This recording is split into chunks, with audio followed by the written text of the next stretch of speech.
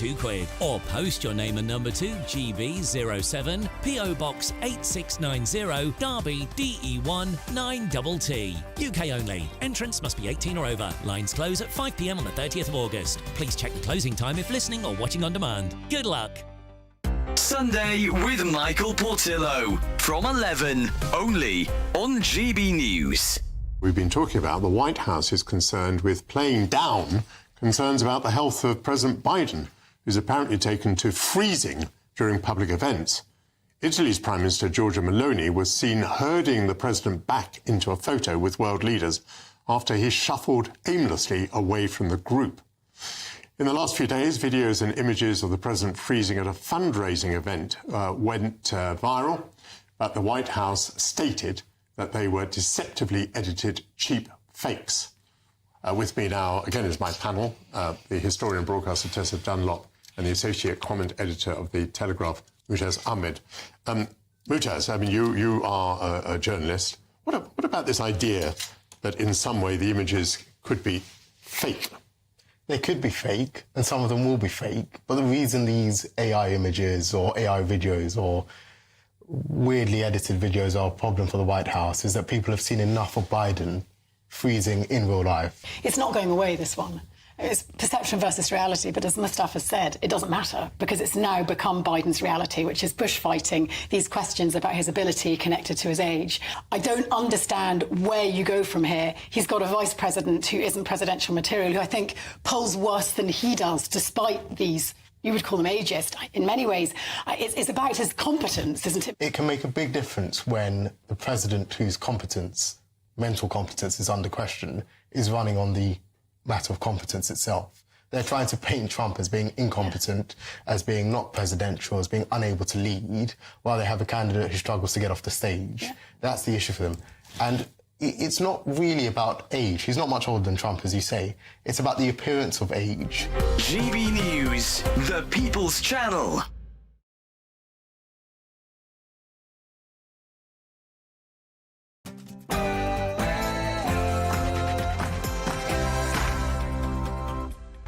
A very good morning, I'm Darren Grimes alongside Emma Webb and this is Saturday Morning Live. It's great to have your company this morning and have we got an action-packed show for you. Indeed.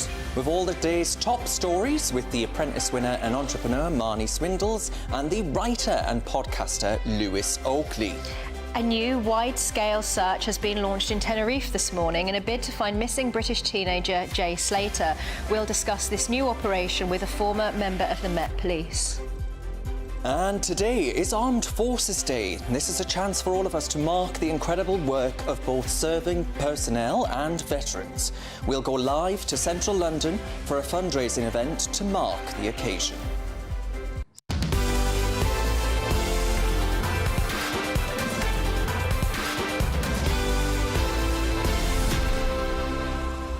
And don't forget, we want to hear from you. We would love to hear what you think. So do send us your views and post your comments by visiting gbnews.com/yoursay. Indeed. But before, folks, we do anything else, Sophia Wensler has all your news headlines.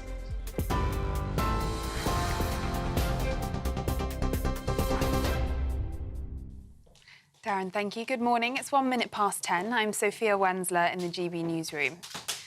A massive search for Jay Slater will get underway in Tenerife today, almost 2 weeks after the British teenager went missing.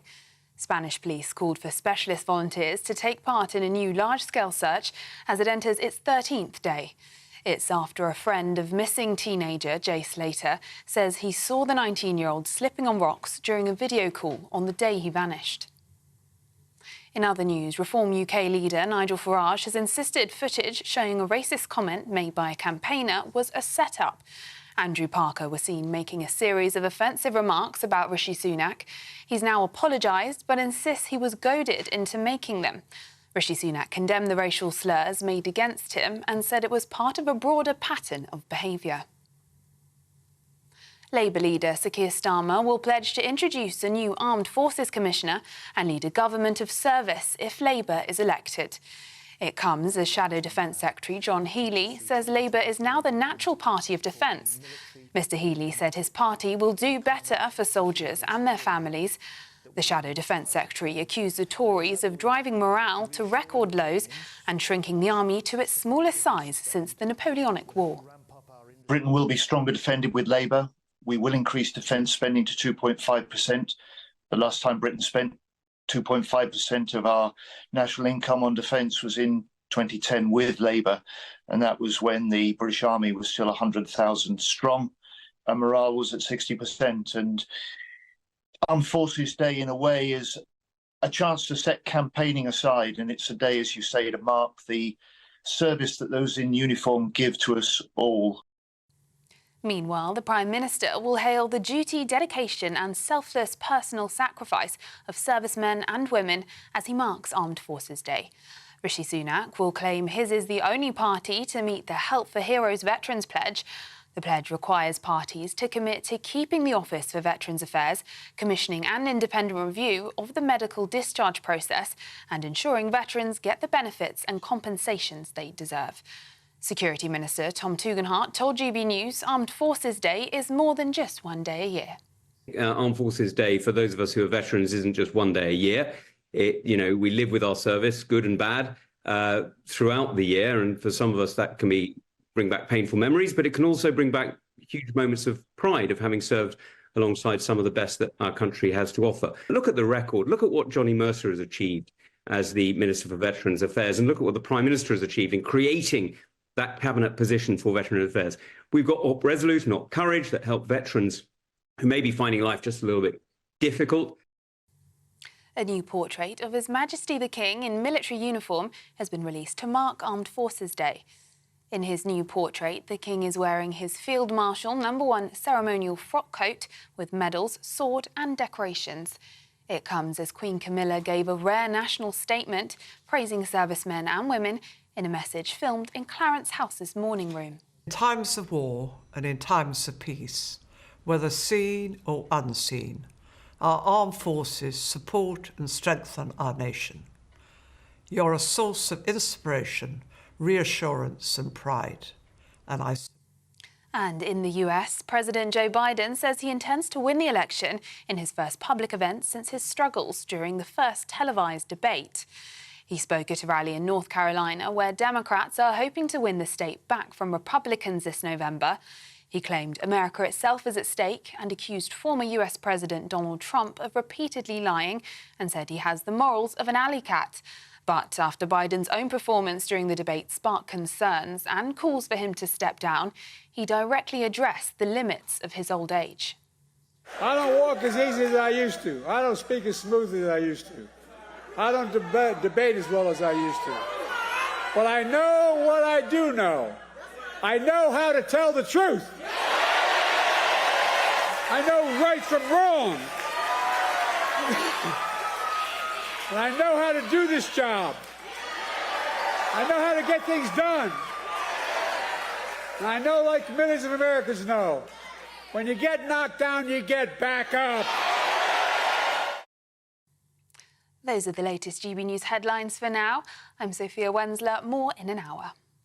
For the very latest GB News direct to your smartphone, sign up to News Alerts by scanning the QR code or go to gbnews.com/alerts. Thanks very much, Sophia. Folks, the final weekend of the general election campaign is upon us, as next Thursday the country goes to the polls. And it was another busy day on the campaign trail yesterday with Rishi Sunak in the North East visiting a school and a college. Indeed, I didn't bump into him, folks. The Shadow Paymaster General Jonathan Ashworth was in South London talking about mortgages, whilst the Deputy Labour leader, Angela Rayner, was campaigning in Scotland. Liberal Democrats leader Sir Ed Davey was interviewed by BBC's Nick Robinson as part of the Panorama series. And Reform UK leader Nigel Farage took part in a Question Time event on the BBC last night amid that ongoing racism row within the party. We'll be crossing live shortly to our political correspondent Olivia Utley, who was actually with Sir Keir Starmer today. But we're going to get to our panel. First of all, the Apprentice winner and entrepreneur Marnie Swindles and the writer and podcaster Lewis Oakley. Good morning to the both of you. Morning. Good morning. What have you made of it all last night? Did you catch any of those debates and the discussions? Little bits. I mean, I've seen a lot throughout the day. Obviously, a lot on these comments that were made by this reform. He's a canvasser, isn't he? He hands out the leaflets.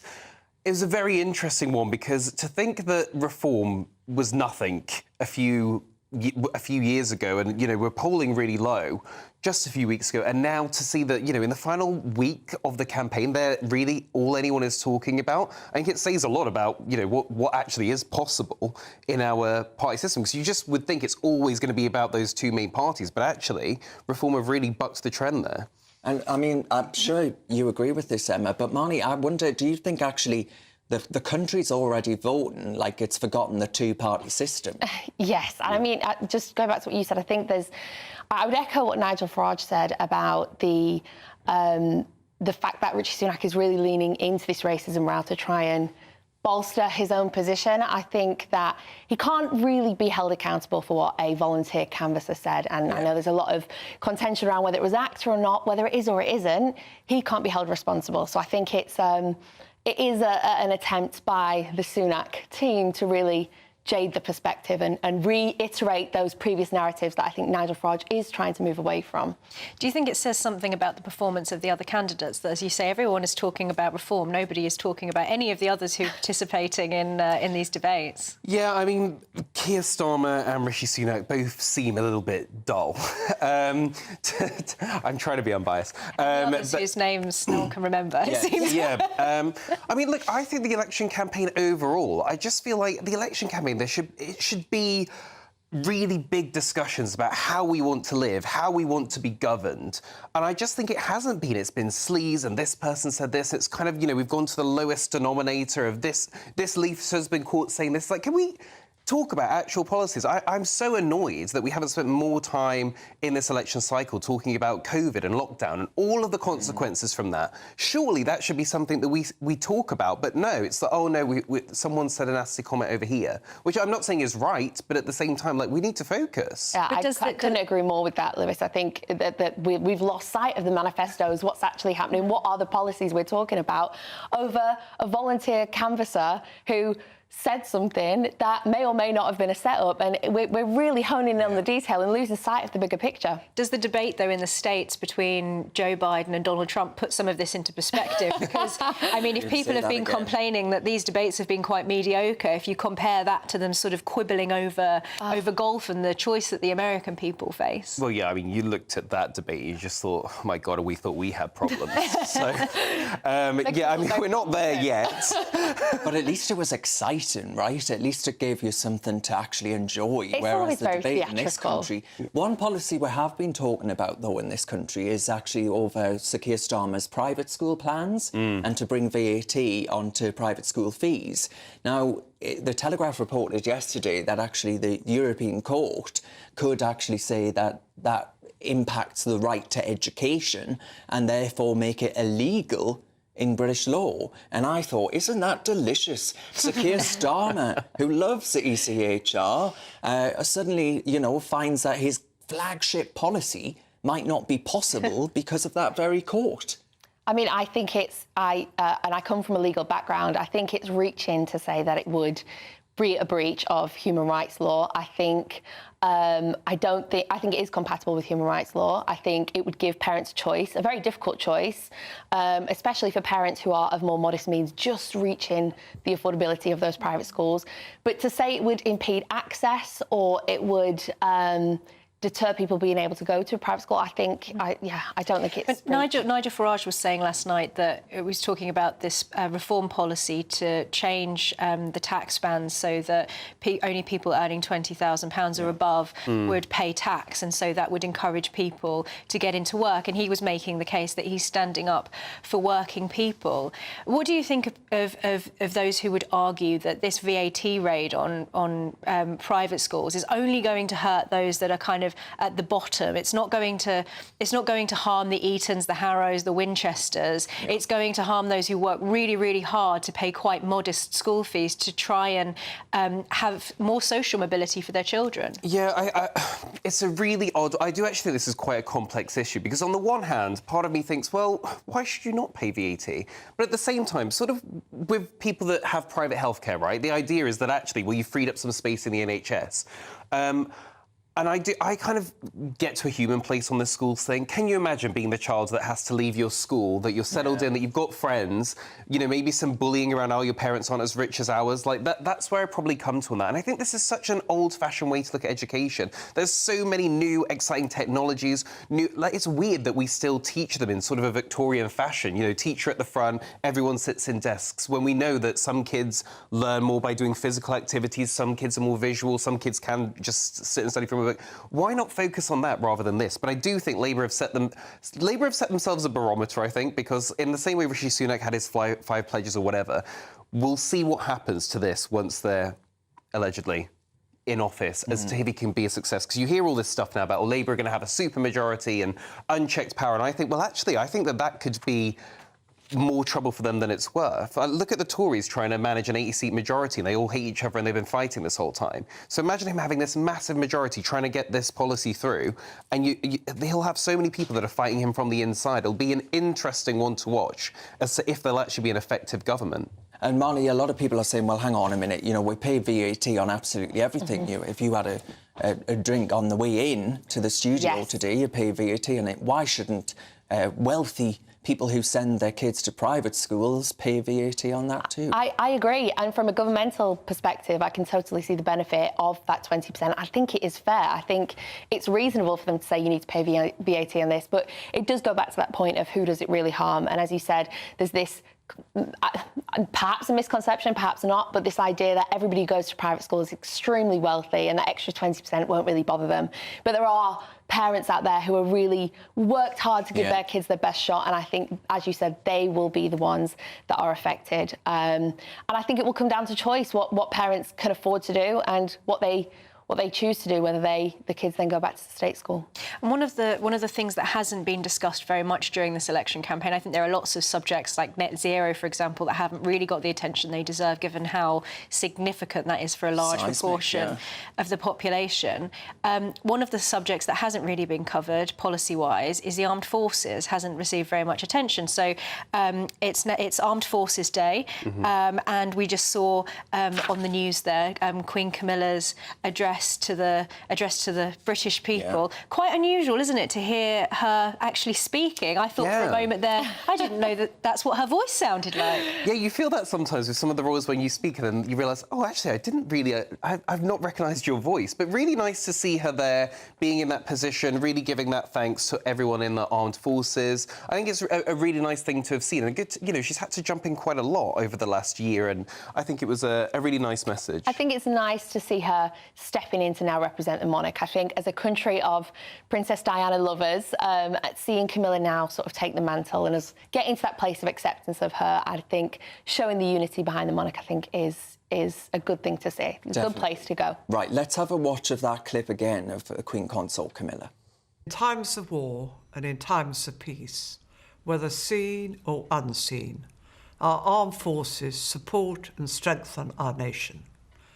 You're a source of inspiration, reassurance and pride, and I salute you all. I mean, it's a very lovely message, but I dare say, right, when she was Camilla Shan, that she didn't expect to have quite as many roles and responsibilities as she does now, given that His Majesty the King and the Princess of Wales are both battling cancer, and she's having to really pick up a lot of the duties and responsibilities. I think that's a testament of love. It's what you have to do, is to step in and, you know, really take the reins when you have to. So I think she's faring well, but it's early days of her in that role, and let's see the longevity of that. And her father was in the armed forces, Major Bruce Shand, who was awarded the Military Cross and Bar for acts of exemplary gallantry in the Second World War. So, you know, I think across the royal family there is a deep deep connection to the armed forces. Oh, yeah, you know they mean it. They're not saying this just because they have to. They really do care. You can tell it's a true passion that all of them have got in some form, that they've all been involved in it. And actually, Harry, he's also made a comeback in a sense by his involvement with this charity that looks out for young people who have been bereaved of a parent in an armed conflict. So it's interesting to see sort of that unites the royal family, even with those who no longer have official. Yeah. I think the monarch and the royals are synonymous with service, and that extends as far as all the armed services, and from a very 360 perspective. So why are you both here and not at Glastonbury? I've never been to Glastonbury, and I have no interest in it. Really? Yeah, I have no great stories to tell. 4 people who have never been to Glastonbury. Yeah.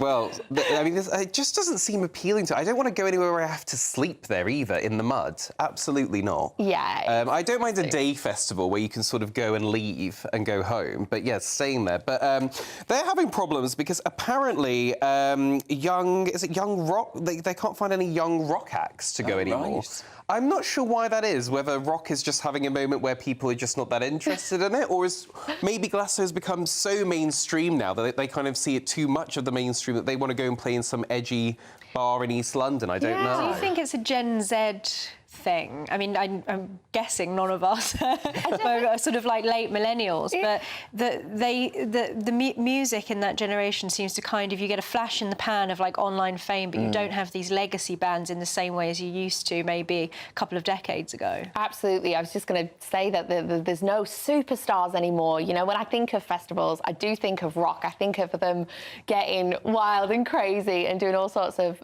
mad things. And I think of those big bands, the big names, and you just don't get that anymore. I think perhaps the rise of the internet has meant it's a bit easier for everybody to platform themselves. Do you think that's going to have an ones. effect on the future of festivals if you see sort of those big legacy bands getting on a bit and there's no new actor coming up underneath them, and you have all of this sort of like AI music? Oh, yeah, I think we're going to see that across all of entertainment, you know, even with like acting and films now. I think, you know, the internet allows you to be in your own little bubble, so you can watch the people that are the influences you like, the music you like, and all of that stuff. And so you know, remember when we grew up with like 4 channels? So it's like you had the nation's attention. Now there are like millions of channels, and I think it's the same with music. But I think it'll be more, you know, you're seeing this now with like hologram performances. So you probably have a curated concert that you plan yourself. You're like, I want that person, that person, that person, and you load their holograms, and you invite people to your own. That's all right. Out. Trademark it now.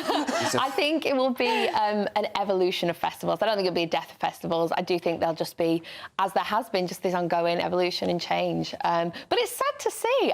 You know, when I grew up, there was these iconic people, these stars that you followed, you loved, you backed, and yeah, it's a little sad to see that descend. All right, Marnie and Lewis, thank you very much. We're going to go, as promised, to Olivia Utley, who I believe is in Hampshire. Oh, well, we are going to get to Olivia Utley. There she is. Hi, like Olivia. Magic, Olivia Utley. Hello, Darren. Yes, I am here in Hampshire, where Keir Starmer has been doing a coffee morning with veterans for Armed Forces Day.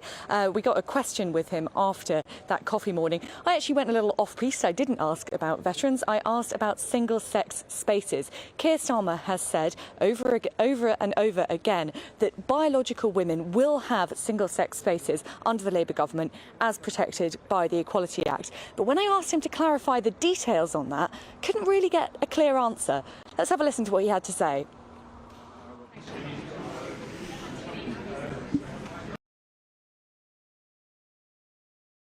It's already guaranteed in the Equalities Act, and we will double down on those spaces for women, biological women, because we've long championed them and they're very, very important. So, to clarify, in practice that would mean that a transgender woman with a penis would have to use the men's bathroom? Look, I want to ensure... Yes or no, sorry. I do want to ensure that whatever the facility, it is a safe and secure place for women.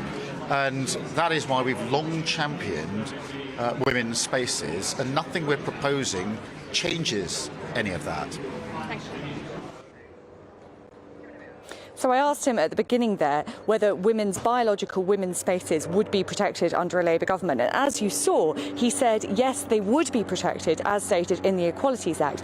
Obviously, that means that if a transgender woman with a penis wanted to use the women's bathroom, according to what Keir Starmer said, they would not be allowed to do that. But when I asked him to clarify on that, I still didn't get a clear answer.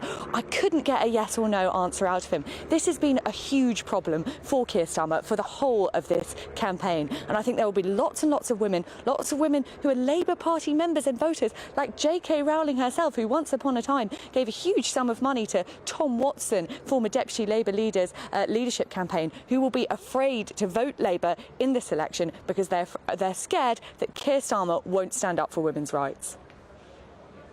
Yeah, Olivia, it's becoming quite the problem, actually, for the Labour Party, isn't it, that particular Extremely debate? equivocal. It's one way of putting it.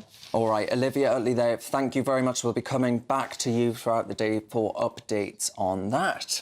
And coming up, we'll be taking a look at all of the viral political moments from this week's election campaign as polling day draws closer.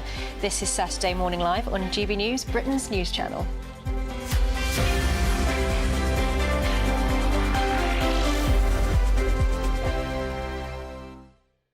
This election night, we're putting on a party. And you are invited. We'll be here with you. Following all the twists and turns. As well as all the live reaction from our election night watch party. With our GB News lineup. And as morning breaks, we'll be here with breakfast from 6 a.m. As it becomes clear who the winners and the losers really are. Vote 2024.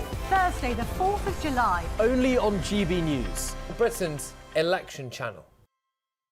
Congratulations to the GB News winners at this year's Trick Awards. And the winner of Interview of the Year is... Alistair Stewart reveals his heartbreaking diagnosis to Camilla Tominey. And the winner is GB News Breakfast.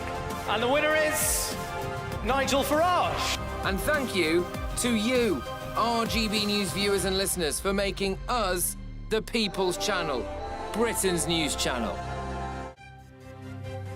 GB News Breakfast, every day from 6 a.m. So, question is, what can we do to get young people to eat healthy food? Here's dietitian and nutrition consultant Helen Bond. Helen, what do you think? Eating habits formed at this age tend to persist into later life. You know, we're eating too much fat, sugar, salt, and not enough of the good things like fibre, you know, fruits and vegetables, all of those things. So yes, we need to help this age group so they have the skill set and they have the nutrition knowledge to take that forward. Do you agree that it is impossible to eat healthily on a budget and quickly as well, or do you have any sort of fail-safe, affordable and very quick to prep meals that you'd recommend youngsters try? It doesn't have to be expensive either, but you have to have those kind of cost-cutting hacks and those time-saving things in the kitchen. You know, make use, I always say, of things like peas, beans and lentils, which are a type of pulse, very inexpensive compared to meat, and yet they double up as one of your 5 a day, and also a great source of plant-based protein. You know, if you overget milk as something, you have too much milk, maybe make some lattes. I just wanted to throw a shoe at the TV, really, because was there nothing else on or nothing else available? The point being, there is an audience, there's obviously an appeal, there's obviously people are watching this stuff. So what are they doing? Are they watching and not cooking? I think that's it. They're watching and maybe enjoying all the cookery programs like I do. And I'm a typical person in the kitchen. I must have about 100 cookbooks. But sometimes when you are time poor, you know, you've got to feed a family or you've got to feed yourself and everything, you don't really know where to start. And I think that's why apps and having things online for this younger audience makes it much more accessible. Start with one recipe and build it up from there. Like I said, The People's Channel.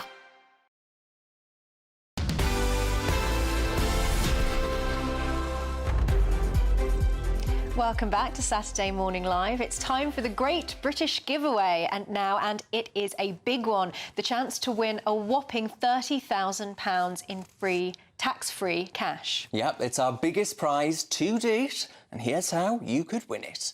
It's our summer treat to you. Your chance to win an incredible £30,000 in tax-free cash. Our biggest cash prize of the year so far. With an extra £30,000 in your bank account this year, you could take the ultimate financial holiday and send some of those day-to-day financial stresses packing. £30,000 could get you those nagging home improvements done, buy that brand new car, or just enable you to kick back and relax for the rest of the year. For a chance to win £30,000 in tax-free cash, text cash to 63232. Text costs £2 plus one standard network rate message. You can enter online at gbnews.com/win. Entries cost £2, or post your name and number to GB07 PO Box 8690 Derby DE1 9TT.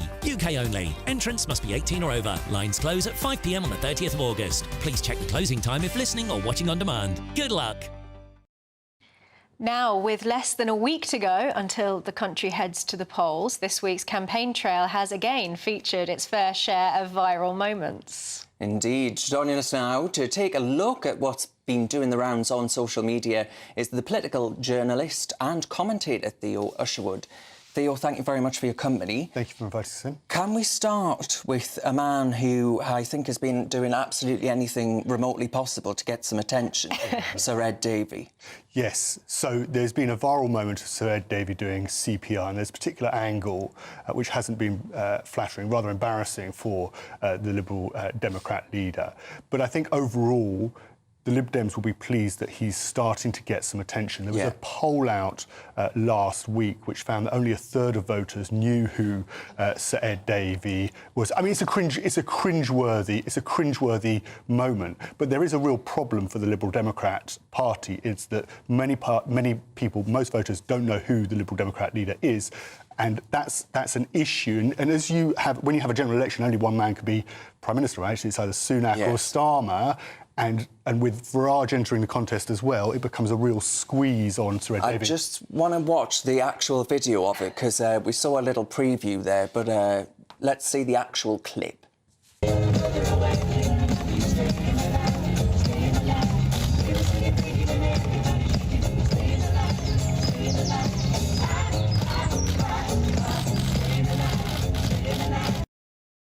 And then let's go back to that ITV preview we had there. I mean, that looks quite different, doesn't it? Yes. So the camera angles are important. I'm sure viewers at home can understand now why we played both clips there, just to give you a real insight into what was going on. On a more serious note, is it the case that any attention is good attention for the Liberal Democrats? Yes. Because surely this sort of thing is going to backfire people. Like the same as falling off the paddleboard, people are just going to think this is silly, this is not a serious party and a serious leader. Yes, I think there is a danger that, of course, this is negative. I get it, right? But if you think about it, Ed Davey is now quite close to being the leader of the opposition. You know, if you look at the polls, he's you know, if you look at some of the MRP polls, the Liberal Democrats are only 5-10 seats behind the Conservatives. He could very well end up in opposition. And with Nigel Farage in the contest as well, it is difficult for Ed Davey and the Lib Dems to get some attention. And that's why you've seen him do... I mean, this isn't... Like, the clip's viral, right? We get it. But the reason he's done CPR, the reason he fell off a paddleboard, the reason he went on a roller coaster is because he needs to try and get attention. Otherwise, he's going to go the same. Or otherwise, he would go the same way as Nick Clegg went in 2015, when Lib Dems went from 50-odd seats all the way down to 10. It was absolutely decimated. 5 years after Clegg mania. 5 years after. But the funny thing is, you know, nobody in Westminster for the past 5 years has thought as Ed Davey as sort of coming up on the rails and taking on Starmer and Sunak. He hasn't been the big inspirational leader. Having said that, he's now starting to get some cut through. That's important, and he could end up. The Lib Dems could end up with an astonishing result, which sees, you know, Ed Davey at Prime Minister's Questions facing off against Keir Starmer, not the next leader of the Conservative Party. Yes. Now, we've got Green Party leaflets that have been doing the rounds as well. We've got a clip of those to let people know what you're talking talking about. So thinking of voting Labour, it says there, I'll ask Ed. Thinking of voting Labour, absolutely. So these are Green Party leaflets that have been posted out, and people are Labour Party supporters are actually using them to say... Another spectacular backfire. But they look like Labour Party leaflets, don't they? Because they've got the Union flag.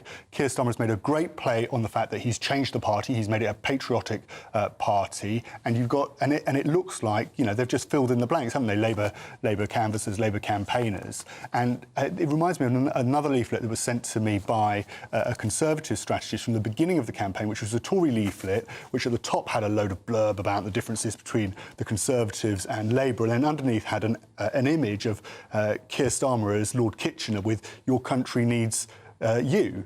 And Labour needs you. And the complaint was that actually, when you look at this leaflet, all people are going to do before they throw it in the bin or throw it away is see the image of Keir Starmer looking like Lord Kitchener asking them to vote Labour.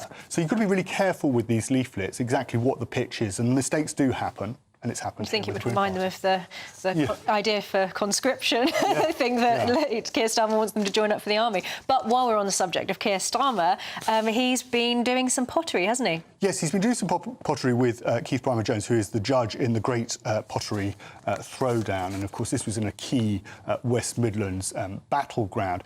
And actually, we've seen, and I was just thinking about this in terms of thinking back to the beginning of the campaign, some of the photo calls that Rishi Sunak did. You think about when he asked when he was amongst some Welsh people and he asked them about the football and how badly it went.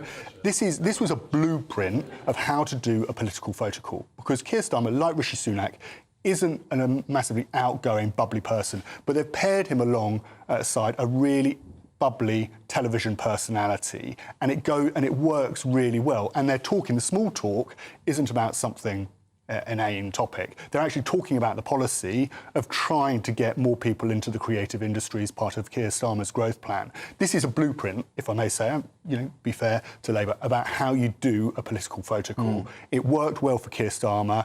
He was paired alongside somebody who's got lots to say for themselves. And then they had the narrative, didn't they? Was stamping it with change, and that of course fits. It was well worked. It was well run. You can't fault Labour for the way they've managed that compared to the Conservatives at the beginning. And it just shows, actually, we talk a lot about the politicians in all of this, about how Starmer's performing or Sunak's performing, but a lot of this comes down to how well are their teams performing. How well organised are they? How well thought through are their events? What are they thinking about their narrative? And I would say that just comparing the two teams, put the leaders to one side for a minute, I think Labour's team in preparing Starmer have actually done a great job. And I think all the way back to the D-Day commemorations, Starmer stayed. They've been much more on top of the detail. They've known what they're doing, known how to execute it. And I think that has shone through, much more so, in fact, than actually Starmer versus Sunak. Well, something else that's been a wee bit gimmicky is Rishi Sunak doing this video about football. Yes. I think we've got a clip of that, actually. Or Lineker.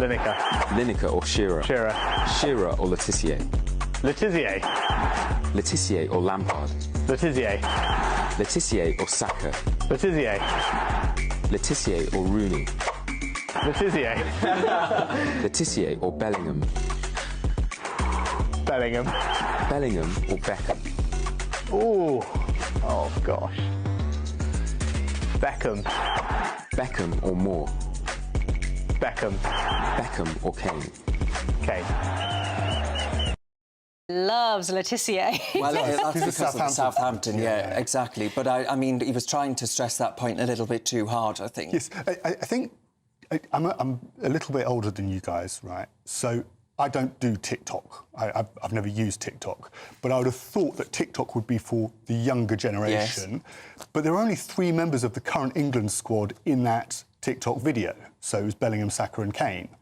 And I would have thought that if you're trying to appeal to the younger generation, you'd be asking questions about footballers who are playing. We've got Euro 24 going on, that you'd be asking about more players in the squad rather than talking about footballers who most people who watch TikTok or engage with TikTok probably haven't heard of. Don't these gimmicks, though, seem a bit cynical, because they're so unrelated to politics and policy that they are very explicitly just trying to show I'm relatable, I'm like you, and even in Rishi Sunak's accent, it sounds like he's talking about an artist rather than a footballer, doesn't it? The way he pronounces Letizia.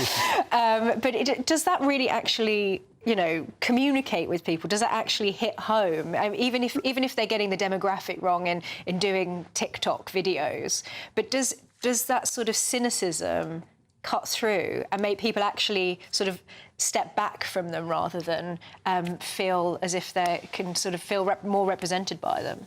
I think that Sunak, his core vote strategy is to go for the older demographic. Yeah. We've seen that with the National Service announcement, with the pensions announcements.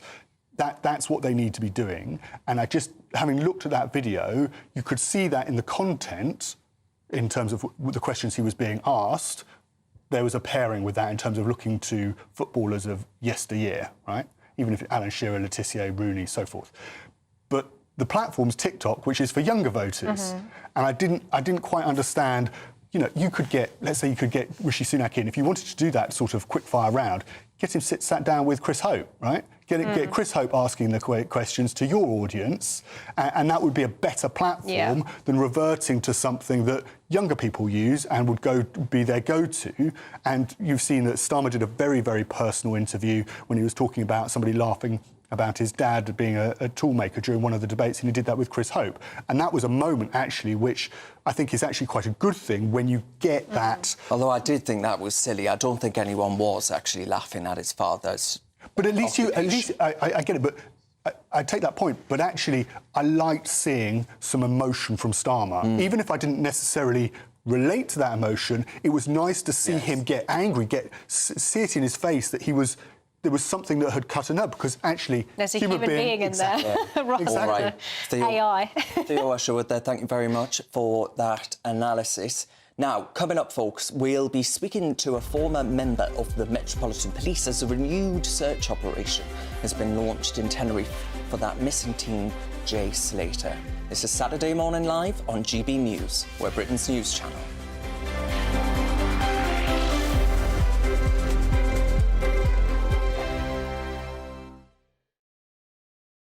Hello, a very good morning to you and welcome to the latest forecast from the Met Office for GB News.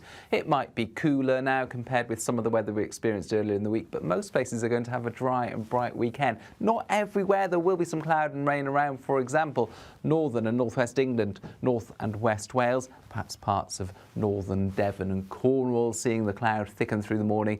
Outbreaks of mostly light, occasionally moderate rain moving in particular around coastal parts of the Irish Sea. Blustery showers continue across the north of Scotland. Meanwhile, the central belt, southern Scotland, Northern Ireland, sunny spells, but in the cool air, less windy than a few days ago. But the southeast, some warmth in the sunshine, 25 Celsius there in the far southeast. It's not going to feel very warm in northern Scotland, though, with the gusty wind continuing. Yeah, not as windy as it's been, but not particularly summer-like either. Frequent showers coming into the Northern Isles, the West Coast and the Western Isles. 1 or 2 showers possible for the north and west of Northern Ireland, otherwise sunny spells, 16 Celsius there through the evening for Northern Ireland.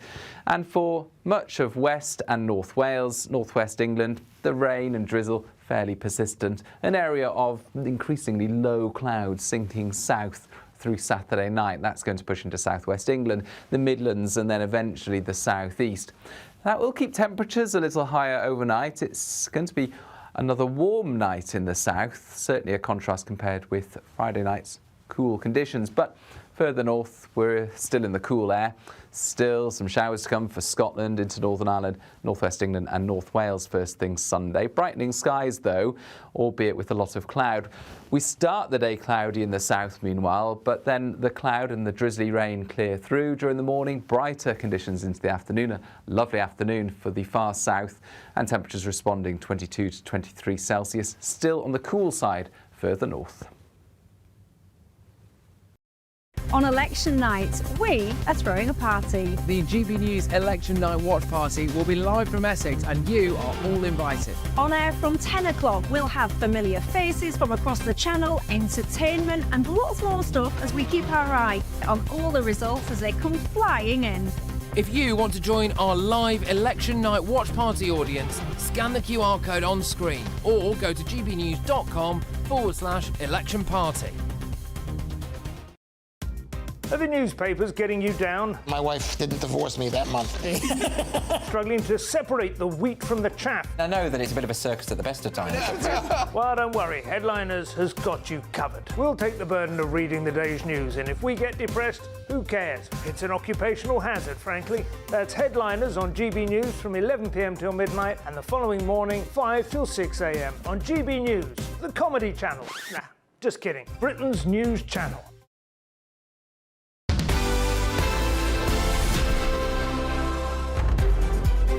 A very warm welcome back. Thank you very much for your company. Now, folks, a new large-scale search for the missing teenager Jay Slater started this morning. Police called for volunteers to help with the search, which began at 9 a.m. local time in the village of Masker, close to Jay's last known location. The 19-year-old from Lancashire vanished on the 17th of June in Tenerife. Since then, a GoFundMe page has been set up with over £40,000 worth of donations to help find him. Yeah, and this case has, of course, attracted a lot of the conspiracy theorists on social media and intense speculation as to Jay's whereabouts. Well, joining us now to discuss this is the online safety expert and ex-covert internet investigator for the Met Police, Jonathan Taylor. Jonathan, that's a role that isn't going anywhere anytime soon, internet investigation. Just how important is the internet in this actual case? Yes, good morning. It's very important. Unfortunately, the internet seems to get taken over by trolls in the sense that lots of disinformation comes out, and now you've got things like AI that can create, let's say, false sightings, if you will.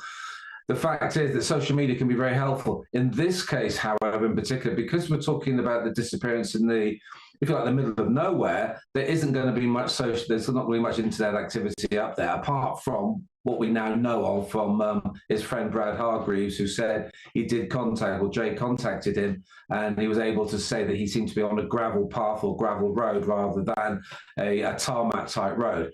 So yeah, the internet gets used in many ways and can be used for good, but it can also be used by the individuals who want to put out conspiracy theories there, which hopefully the police will be just ignoring. Does internet sleuthing ever hinder investigations like this? Yes and no. It hinders in the sense of the public getting involved. What I mean by that is they're involved, obviously, with the internet. However, it can be very, very useful, but hindering, even in my time when I was working all those years ago, yeah, the public would get involved, and there'd be these false sightings in missing person cases, or there'd be false allegations, etc. So it does hinder, it does get in the way of the police investigations, because everything has to be looked at and everything has to be judged on its own merit. I do say I hope they tend to ignore it, but what you would tend to have is like a small department of good detectives and investigators and intelligence officers be able to say, well, we can ignore these types of things. You've just got to go back to Nicola Bulley and see what happened there. The fact that it was so easy for people to turn up at the scene and start filming themselves, whether you want to call them TikTokers or influencers, or they're going to be there and they can get in the way. It's slightly different here because of the location. We know there's already lots of people going out there. You've got one very eminent TikToker who's actually doing some of the routes and climbing. He's out there, but he's also obviously been welcomed by the family, apparently. So with that case, yes, it can help. But yeah, it does tend to get in the way of a lot of investigations. And Jonathan, sorry, Emma. That's all right. Do you, is there a part of that you mentioned the TikTok trend and the way in which actually that's keeping up the profile of this case?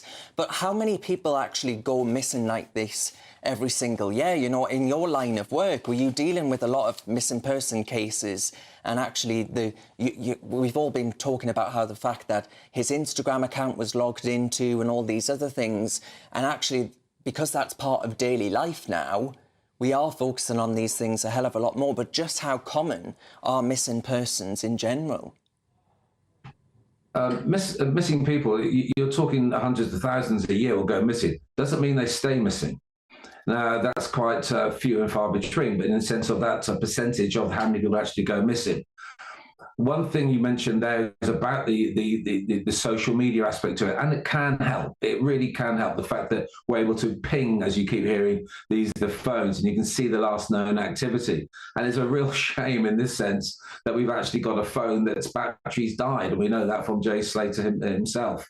But yeah, it's one of these things. We know hundreds of thousands go missing, and they can be found, and that's where we now know technology can really help. You know, the fact that we've got location services, we've got GPS. Even one of his friends said, "Turn your location on, so I know where you will." With things like Snapchat and Instagram, the fact that you can automatically see and you can get a ping to see the location. So technology plays its part in finding a lot of people. And some people might say, "Well, it's a shame that GPS trackers aren't used more for good rather than," in fact, sometimes we do get concerned with all the issues around things like the tracking in awful stalking cases. Yeah. Thank you. I feel like we could talk about this much more. I've got more questions, but unfortunately we don't have time for them. So thank you very much. But still to come, we'll be going live to Glastonbury Festival, where showbiz journalist Stephanie Taki will give us the latest. This is Saturday Morning Live on GB News. Good afternoon, Britain. Your lunchtime update on the stories that matter across the UK. From breaking news and insightful analysis, inspiring stories and lively debates. You're comparing yourself to a former Prime Minister. Which is it? Stay informed, stay updated, stay entertained. I just don't know how anyone would not want to be there. Every weekday from midday. We are Good Afternoon Britain, only on GB News. Britain's news channel. Britain's newsroom. Weekday mornings from 9:30. He fell into a coma. His family, of course, absolutely distraught.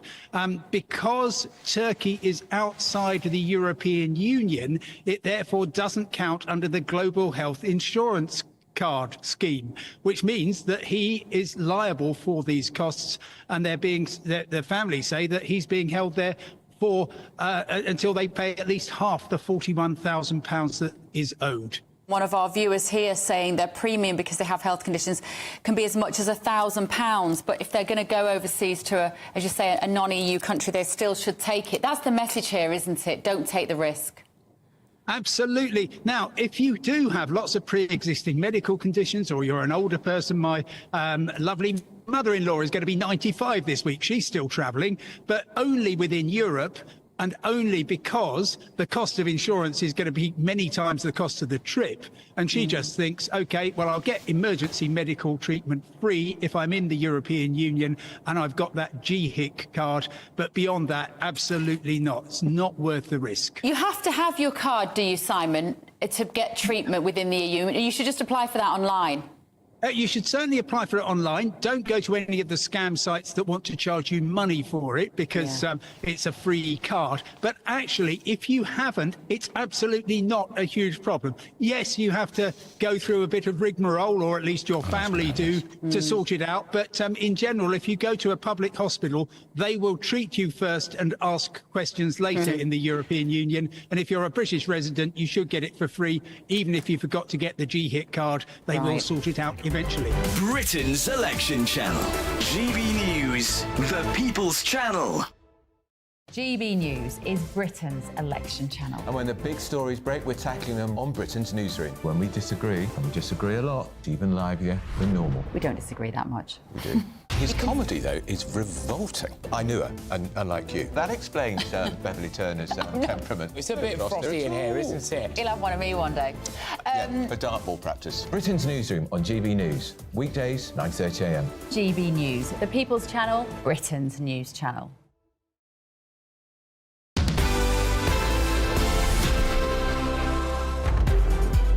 Welcome back to Saturday Morning Live. Don't forget to keep sending me and Darren questions about questions about topics in the news this week, and we'll chat through them with our panel guests. Indeed, let's have a look at what you've been saying. Got my tongue in a tie there, didn't I? You did. Well, one thing that got my eyes in it, I wanted them to be bound in some way, so I couldn't see this sight of Ed Davey pumping away there. And Cheryl said, I spat my tea out watching Ed Davey in that clip. I laughed out loud at that, Cheryl. I think we're with you. We are absolutely with you, Cheryl. I'm sure you won't be alone. And John says it's a shame that the dummy couldn't vote for the Lib Dems. I think, oh, that's unkind, John. Right, we've got that time of year again, haven't we, Emma? Yeah, it's Glastonbury. So now, officially, on Wednesday, 200,000 people, festival goers, arrived at Worthy Farm in Somerset. Indeed, the festival started in earnest last night with Dua Lipa headlining the Pyramid stage. Tonight, though, it's the turn of Coldplay. Well, joining us live from the heart of Glastonbury Festival right now is the showbiz journalist Stephanie Techu. Stephanie, thank you very much for your company.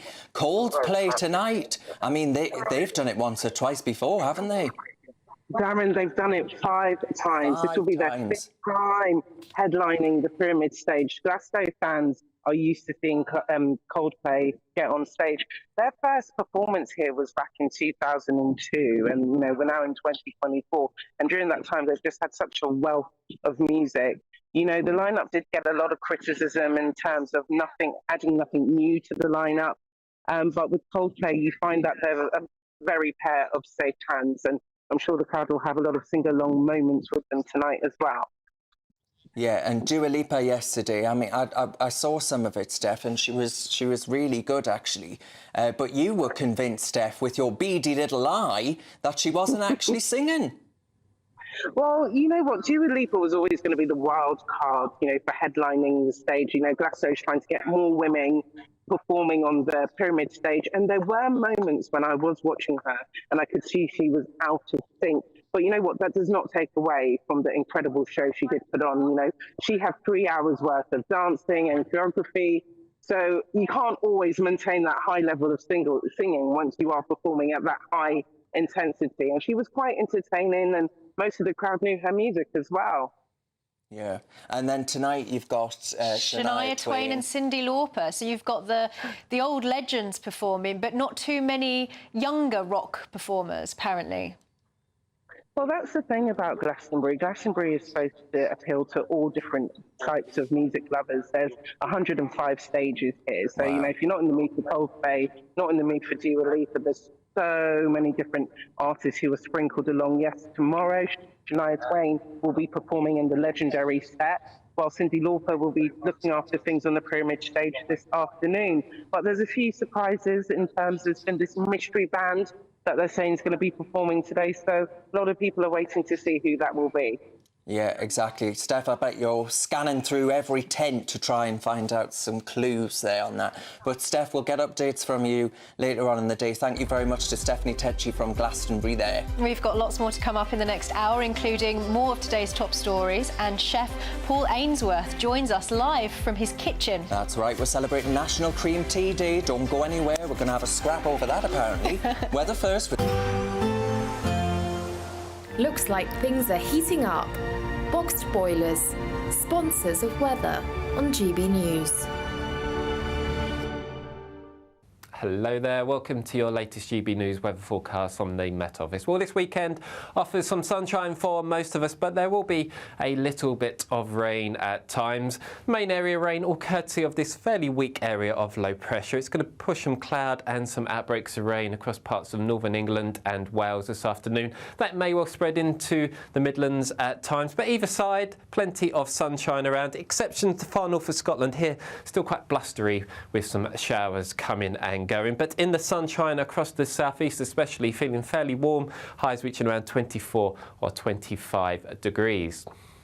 Heading into this evening, and very little changes really across parts of Scotland. We continue this north-south split, so across the more northern parts of the country here we continue with some blustery showers. But for many eastern and southern parts of Scotland, a fine end to the day. Very similar story for Northern Ireland, and may well start to cheer up a little bit for Northumberland and Cumbria. But elsewhere across northern England, the far north of Wales, a rather grey end to the day. But to the south of it, plenty of sunshine to end Saturday, but just the risk of maybe the odd shower just moving into parts of Kent.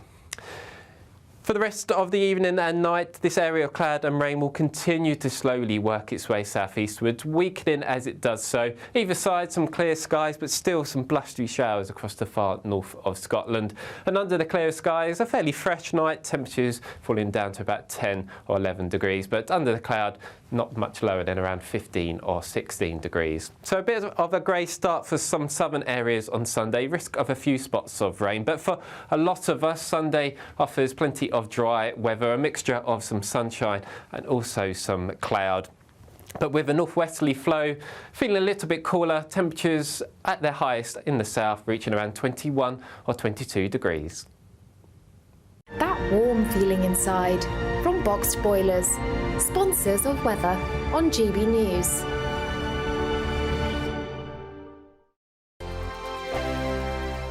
It's our summer treat to you. Your chance to win an incredible £30,000 in tax-free cash. Our biggest cash prize of the year so far. With an extra £30,000 in your bank account this year, you could take the ultimate financial holiday and send some of those day-to-day financial stresses packing. £30,000 could get you those nagging home improvements done, buy that brand new car, or just enable you to kick back and relax for the rest of the year. For a chance to win £30,000 in tax-free cash, text cash to 63232. Text costs £2 plus one standard network rate message. You can enter online at gbnews.com/win. Entries cost £2. Or post your name and number to GB07 PO Box 8690 Derby DE1 9TT. UK only. Entrance must be 18 or over. Lines close at 5 p.m. on the 30th of August. Please check the closing time if listening or watching on demand. Good luck. Congratulations to the GB News winners at this year's Trick Awards. And the winner of Interview of the Year is... Alistair Stewart reveals his heartbreaking diagnosis to Camilla Tormini. And the winner is GB News Breakfast. And the winner is Nigel Farage. And thank you to you, our GB News viewers and listeners, for making us the People's Channel, Britain's news channel. Are the newspapers getting you down? My wife didn't divorce me that month. Struggling to separate the wheat from the chaff? I know that it's a bit of a circus at the best of times. Well, don't worry, Headliners has got you covered. We'll take the burden of reading the day's news, and if we get depressed, who cares? It's an occupational hazard, frankly. That's Headliners on GB News from 11 p.m. till midnight, and the following morning, 5 till 6 a.m. on GB News, the comedy channel. Nah, just kidding. Britain's news channel. On election night, we are throwing a party. The GB News Election Night Watch Party will be live from Essex, and you are all invited. On air from 10 o'clock, we'll have familiar faces from across the channel, entertainment and lots more stuff as we keep our eye on all the results as they come flying in. If you want to join our live Election Night Watch Party audience, scan the QR code on screen or go to gbnews.com/election party. Good afternoon, Britain. Your lunchtime update on the stories that matter across the UK. From breaking news and insightful analysis, inspiring stories and lively debates. You're comparing yourself to a former Prime Minister. Which is it? Stay informed, stay updated, stay entertained. I just don't know how anyone would not want to be there. Every weekday from midday. We are Good Afternoon Britain, only on GB News. Britain's news channel.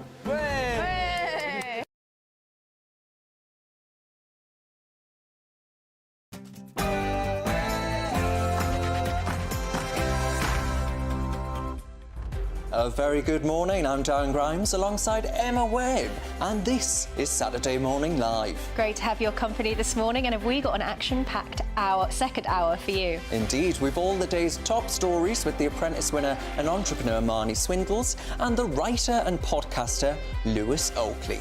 It's been It's been another busy week for the royal family as Queen Camilla releases a video message to mark Armed Forces Day. Princess Anne is released from hospital and Prince Harry makes the headlines once again. We'll get the latest. And today is Armed Forces Day. My shoes are shined, a chance to mark the incredible work of both serving personnel and veterans. We'll go live to central London for a fundraising event to mark the occasion.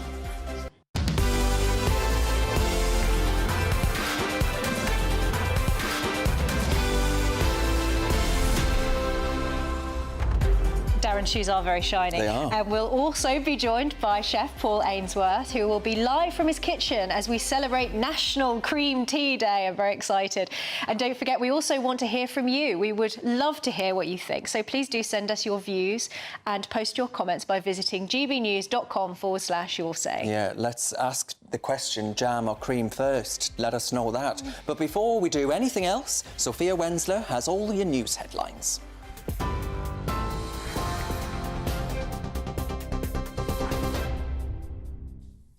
Darren, thank you. Good morning from the GB newsroom at 11 o'clock. Your headlines. A massive search for Jay Slater will get underway in Tenerife today, almost 2 weeks after the British teenager went missing. Spanish police call for specialist volunteers to take part in the new large-scale search as it enters its 13th day. It's after a friend of the missing teenager says he saw the 19-year-old slipping on rocks during a video call on the day that he vanished. In other news, Reform UK leader Nigel Farage has insisted footage showing racist comments made by a campaigner was a set-up. Andrew Parker was seen making a series of offensive remarks about Rishi Sunak. He's now apologised but insists he was goaded into making them. Rishi Sunak condemned the racial slurs made against him and said it was part of a broader pattern of behaviour. Labour leader Sir Keir Starmer will pledge to introduce a new Armed Forces Commissioner and lead a government of service if Labour is elected. It comes as Shadow Defence Secretary John Healey says Labour is now the natural party of defence. Mr Healey said his party will do better by soldiers and their families. Meanwhile, the Labour leader praised army personnel but refused to commit to a 2.5% defence spend. We do want to get to 2.5%, and it's really important that that's consistent with fiscal rules. The first thing we'll do is carry out a strategic review of resources, of capability, to make sure that the money we are spending is spent effectively on the things that we need. But today is Armed Forces Day, so it is the opportunity to say thank you to all of those who are serving and have served, and to remember the contribution that they have made to our country. Meanwhile, the Prime Minister will hail the duty, dedication and selfless personal sacrifice of servicemen and women as he marks Armed Forces Day. Rishi Sunak will claim his is the only party to meet the Help for Heroes Veterans Pledge. The pledge requires parties to commit to keeping the Office for Veterans Affairs, commissioning and independent review of the medical discharge process and ensuring veterans get the benefits and compensations they deserve. Security Minister Tom Tugendhat told GB News Armed Forces Day is more than just one day a year. Armed Forces Day, for those of us who are veterans, isn't just one day a year. We live with our service, good and bad, throughout the year. And for some of us, that can bring back painful memories, but it can also bring back huge moments of pride of having served alongside some of the best that our country has to offer. Look at the record. Look at what Johnny Mercer has achieved as the Minister for Veterans Affairs, and look at what the Prime Minister has achieved in creating that cabinet position for Veterans Affairs. We've got Op Resolute and Op Courage that help veterans who may be finding life just a little bit difficult. A new portrait of His Majesty the King in military uniform has been released to mark Armed Forces Day. In his new portrait, the King is wearing his Field Marshal #1 ceremonial frock coat with medals, sword and decorations. It comes as Queen Camilla gave a rare national statement praising servicemen and women in a message filmed in Clarence House's morning room. In times of war and in times of peace, whether seen or unseen, our armed forces support and strengthen our nation. You're a source of inspiration, reassurance and pride.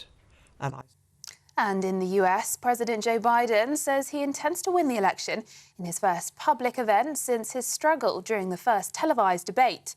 He spoke at a rally in North Carolina where Democrats are hoping to win the state back from Republicans this November. He claimed America itself is at stake and accused former US President Donald Trump of repeatedly lying and said he has the morals of an alley cat. But after Biden's own performance during the debate sparked concerns and calls for him to step down, he directly addressed the limits of his old age. I don't walk as easy as I used to. I don't speak as smoothly as I used to. I don't debate as well as I used to. But I know what I do know. I know how to tell the truth.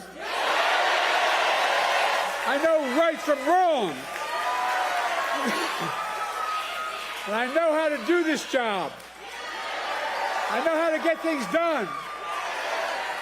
And I know, like millions of Americans know, when you get knocked down, you get back up. Those are the latest GB News headlines for now.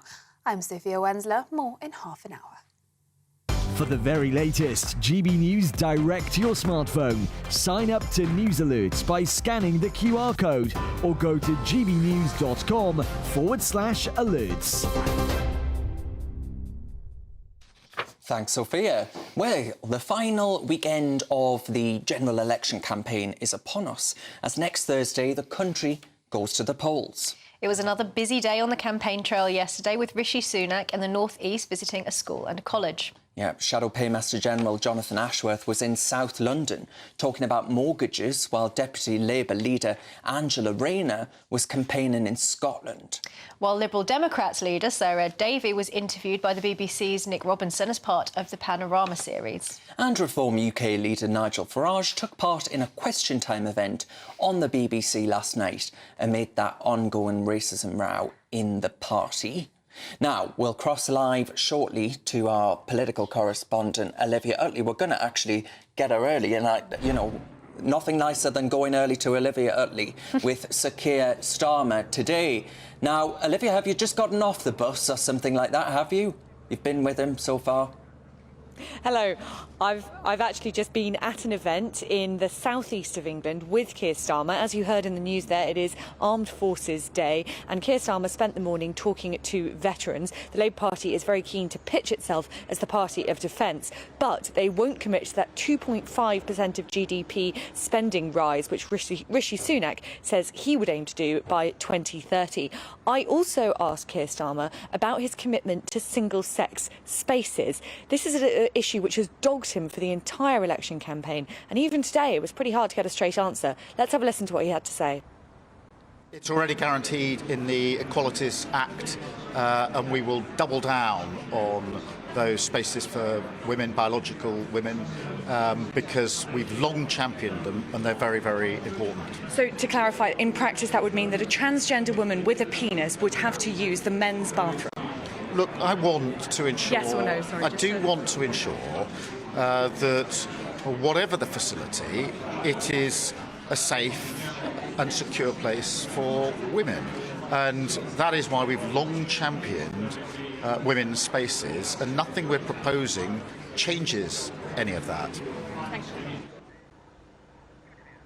So in theory, Keir Starmer stands behind biological women having their own single-sex spaces. But in practice, it doesn't sound like the Labour Party would stop transgender women with male body parts using women's bathrooms. Will that answer be good enough for the swathes of Labour women up and down the country who have lost support for the Labour Party over the last few weeks? We'll find out on General Election Day. Thank you, Olivia. Now we're going to leave that subject behind because there's such a lot that we could talk about, covering all of the political news at the moment. But we're delighted to be joined now by the Apprentice winner and entrepreneur, Marnie Swindles, and writer and podcaster, Lewis Oakley. Thank you for joining us again today in the second hour. So leaving all of that political chat behind, I want to veer us off onto a very, very different course to this quite extraordinary headline. fat kids donkey danger. Apparently, the owner of a seaside donkey ride business has said he's been forced to weigh children before letting them ride his animals due to rising obesity, presumably to save the backs of the donkeys. Is the obesity crisis with children really that bad? Oh, what a difficult one. I mean, just like you go on a ride, you have to be a certain height. I can understand why you might need to be a certain weight to ride the donkey, but how difficult for those kids who, perhaps through no fault of their own, they're overweight and have to be left out of that pleasure. How long till he's accused of fat phobia or something like that? Well, no, but it's an interesting one, isn't it? Because you've got the parents that'll be saying you can't do this to children, but then you'll have the animal rights people that'll be saying you can't do this to the donkey. So who knows who will win with that one? Look, as a dad with 3 kids, I really hate criticising other parents because I think we're all just trying to do the best we can. But if your kid is too overweight that they're being refused a donkey ride, it is time to think about how much they're eating and how much they're exercising. Given that we don't know the thresholds for what donkeys can take, but I would imagine it's quite high, as you said, for it to be to that extent that a child is so obese that you're having to weigh the child, then, I think... I mean, does it even happen much anymore, though? Do you see many donkeys on seaside? No, actually, I don't... Yeah. When was the last time either of you went to the British seaside? Well, do you know, I can't remember the last time I was in, say, Blackpool or Scarborough, but I don't think I've seen a donkey. No, I feel like seeing a donkey at the seaside now would be quite a bougie thing. Really? What you don't want is future generations to have sort of morphed the classic phrase into the child that broke the donkey's back. Indeed. And the other fun story that I quite like this story from Marks and Spencer, actually, Emma, which is that they are going to start mending clothing that you've had, whether it be knitwear or zips and things like that, and mending it so you can wear it again, because we do have such a throwaway culture these days. And don't do it. I mean, gone is the art of actually being able to do that yourself. Well, I think it's two things that have come together, isn't it? We've got fast fashion and the trends change constantly. You can get everything delivered to your house, so it's cheaper than it ever was, so fine, in. But then, as you say, no one really knows how to sew their own things. And I think as you get older and your grandparents start to go and you're like, oh, I don't have my nan here to fix this. So I've got a coat, actually, that's hung up in the wardrobe that is ripped. It has a rip under the arm. And I'm like, I need to fix that someday somehow. So now I can just take it to Marks and Spencer. So I think it's good, and I think that we should be holding on to signature items for as long as we can and try and not have too much fast fashion. Yeah, I think the other overarching message is to, look after things that are important to you. Don't just discard them and throw them away. Hold on to them. And as you said, when you've got a classic piece, if you can look after that and get it amended, then that's definitely the way forward. I think it's a huge step in the right direction to combat this fast fashion culture that we've got. I mean, people are so reckless with it now. It's everyday deliveries. So, I like this move. And I actually didn't realise it was as popular as it was. I was reading an article, and Selfridges do it. There's some other brands that do it. The H&M group do it. Net-a-Porter do it. So it feels like all of these brands and these retailers are really moving into that space, and I think it's that's a fantastic idea. I definitely use it because I'm always constantly tearing my clothes and I can't sew. But do you think that maybe people should be learning how to sew themselves as well? I mean, obviously, for some things you need a professional to sort of step in, and if you need your shoes fixed or something's really quite severely needs patched up. I'm actually surprised that hasn't taken off as a bit of a trend. You would think nowadays people could just, if they don't know how to sew, you could just watch something on YouTube or Instagram and kind of figure it out and then post the before and after. So I feel like that is a trend that will definitely come, where people rediscover those old skills. Maybe people feel that they just don't want to mess something up, particularly if you've got if you're the sort of thing that you would mend wouldn't be a fast fashion. Or just don't have the time. It's nice to have that return, though. They say, like, fashion is circular and you always go back. It'd be nice for us to go back to the way we treated fashion as well, where, old jackets get repaired, and I think it's a really nice return to some really good values. Yeah, and the King, we're talking about him with it being Armed Forces Day today. The King wears suits that he's had since he was, Prince of Wales. Goodness only knows how many Lots of years people ago. have been pointing out Kate wears things over and over again, and it shouldn't be that much of a I always think you attach... I know when I was in The Apprentice, I've got outfits that I wore that were really significant to me now, and they mean something. So having things, clothing that has sentiment, I think getting that repaired rather than just throwing it out is the right thing to do. Now, very quickly, let's talk about this slightly more serious subject, sort of crossover, two things that you know, maybe quite sinister. So Bill Gates has claimed that artificial intelligence may be of more help than a hindrance to achieving climate change goals. There's a crossover of two very contentious Well, I think areas. 3, because also Bill Gates is a topic in himself. Look, I agree with him on this one, actually, broken clock and all that. I think AI could solve these things. And I almost think, well, isn't this, if you look at the history of the human race, like, you know, it's our ingenuity that's got us out of trouble in the past. Not, oh, well, we'll just have to make heating more expensive and we'll go back to caveman days, which is what it feels like some people are sort of proposing. No, it's about finding technology and building technology that can suck the carbon out of the atmosphere if that's what we need to do, build new electricity if that's what we need to do. So I think that actually we're on the money with this. Let AI solve the day. I don't know if I'm with you on that, Lewis. I don't know if I'm with you. I agree with things that are so data-centric, and I imagine the climate change industry, there's a lot of numbers and things to deal with. So I can see why AI coming in would be hugely beneficial in tackling that. But AI as a concept, I am quite terrified of. I think it is a portal to creating a really lazy approach to doing things.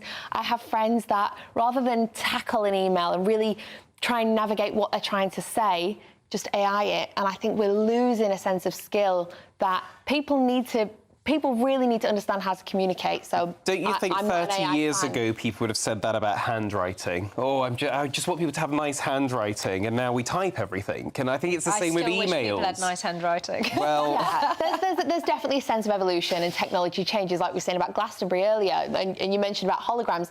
Things do change, things evolve, but AI seems to be a law unto itself, and where that will go without understanding completely the trajectory of it, I'm scared. What you are right about, this is the problem with technology, is that we need to decide what we want it to do. We need to have a vision for it. If you look at social media, which I think has really harmed our discourse and our culture, we just, you know, we went from being able to text a friend to being able to text the world, and we'll call it tweeting. We'll add a picture and you can speak to anyone. And there was no thought in it. I think with AI, we need to decide, OK, what do we want it to do? OK, we want it to try and find new technologies that can be greener, more efficient and all that kind of stuff. Decide on those things. And if we don't want it to write people's emails for them, then we have to, you know, put those provisions in now and have a vision for it. Well, I thought an area of criticism for Bill Gates here, obviously he's a climate fanatic, right, and he drives around in his private jet and all the rest of it, lecturing all the rest of us. The idea of him driving a private jet. And he's arguing here that it'll help with climate goals, but if it was so serious, these data centres are requiring a hell of a lot of energy. Loads of energy. And Microsoft, his former company, stands to raise quite a lot of money out of these things. And call me cynic. Well, he's saying in this piece it's just 6%. It's a 6% rise that it'll be in energy for running AI. And he's basically saying, and that'll be offset by the fact that AI will create new technologies that will sort it out. I'm not convinced. I haven't convinced anyone. No, I am with you on AI, to be honest. I just find Bill Gates a bit of a hypocrite. Yeah, no, I sorry, agree with that. not with you. Not with you. Well, thank you. Thank you, Lewis and Marnie. So still to come, we'll be joined by Chef Paul Ainsworth, live from his kitchen, to talk about the wonderful British cream tea, one of my favourites. Plus, we'll cross live to Glastonbury Festival. But up next, it's been another busy week for the royal family. Sarah Louise Robertson will give us the details. This is Saturday Morning Live on GB News. We're Britain's news channel.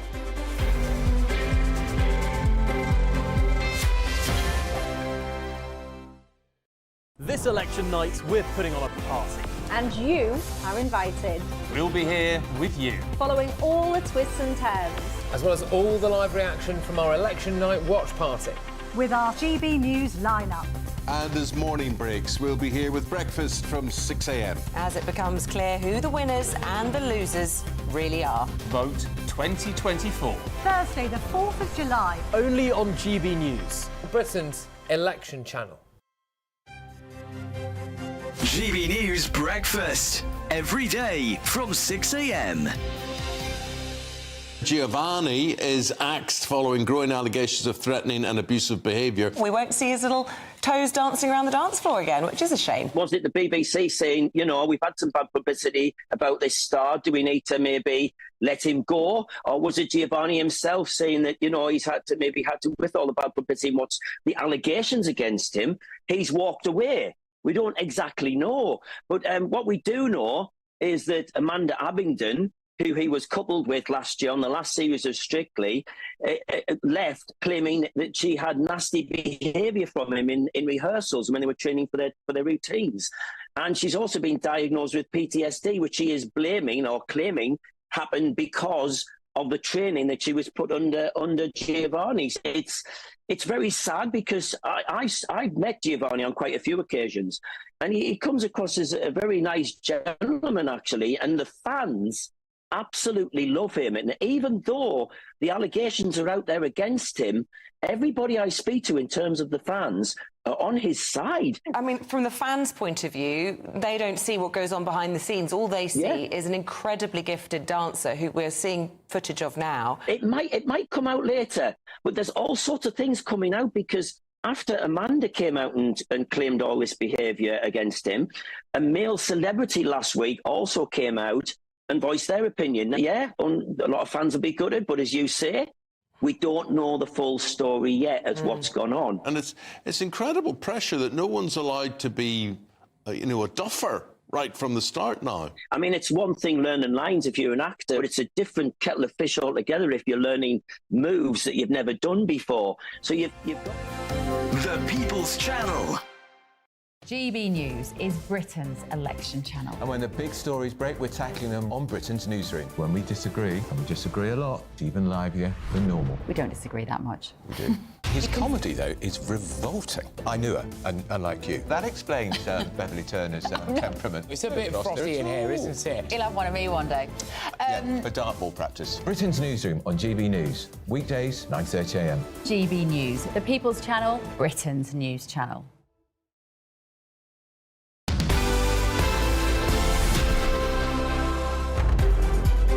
Welcome back to Saturday Morning Live. Queen Camilla has paid tribute to past and present servicemen and women on Armed Forces Day today. In a heartfelt message, she described the people who serve as a source of inspiration, reassurance and pride. And a lovely new photograph of the King in military uniform has been released to mark the occasion too. Meanwhile, this week, Prince Harry opened up about the pain of losing his mother. And, of course, Princess Anne, the Princess Royal, has been in hospital. God bless her. Well, joining us now in the studio to reflect on what's been a very busy week for the royal family is broadcaster Sarah Louise Robertson. Thank you for joining us. Good morning. Hi, Sarah. Now, starting with Queen Camilla's message there, just how important is that relationship between monarchy and our servicemen and women?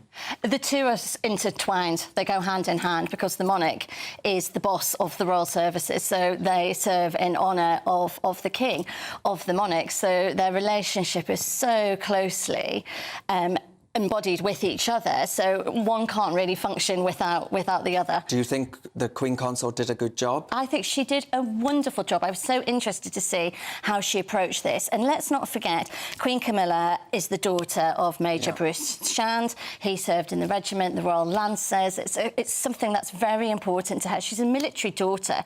She's been brought up in military life. She understands it. She understands what other officers' spouses are going through as well, and all serving forces spouses are going through. So she sees all sides of it.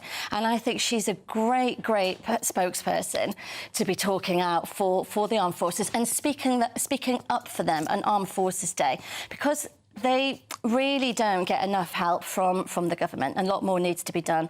And, you know, I was just about to admit to a bit of a blonde moment there, because when we were speaking earlier, Emma Webb, about the King's portrait, I thought, oh, wow, haven't they done a really good job at that painting? It's a photograph. It's a photograph. It's a photograph. And also that photograph was taken last November, before, obviously, we knew about King Charles's cancer diagnosis. So he does look very good, isn't it? You know, he looks well. So it was an older photograph. And it's but very, very beautiful. regal. Yes, it is. It's very regal, yes. I think it's much better than that red paint, Jonathan Yeo. Oh, the Jonathan Yeo one. That has grown on me a little bit. Have you seen it in the flesh? I haven't yet. I haven't yet. But when I'm looking at it, it's starting to sort of grow on me.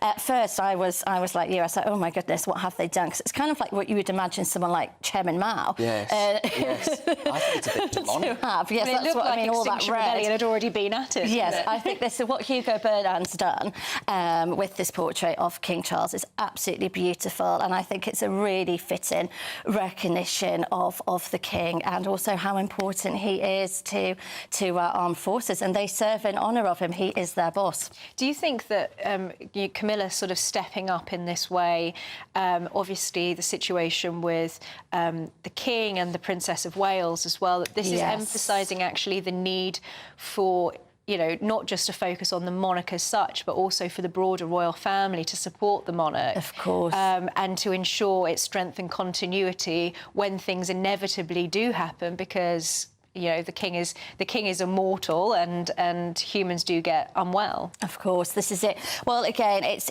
seeing Queen Camilla. She's starting to come into her own now. She's starting to get a little bit more confident. I mean, this is a woman who she didn't want this life. She was happy just being at home with her dog. She always joked about how she just wanted to be a kind of housewife, really, a country Well, we were wife. saying earlier how extraordinary it is to actually hear her speak. I didn't know what her voice sounded like, and I didn't realise. I've met Queen Camilla. She is the warmest, most engaging lady. She loves a gossip. She has a real twinkle in her eye. I mean, let's not forget what she let slip about President Biden's visit when it was the climate change summit. We won't go into that on air, but you know, she's a very funny, very warm, engaging lady, and she's just incredible for King Charles. She really knows how to handle him, and he can't be without her for more than a minute. He flaps. He gets upset if she's not around. So she's like this safe, trusted pair of hands who brings out, I think, the best in the King. And people just take to her when they meet her. They really do. She takes a genuine interest in people.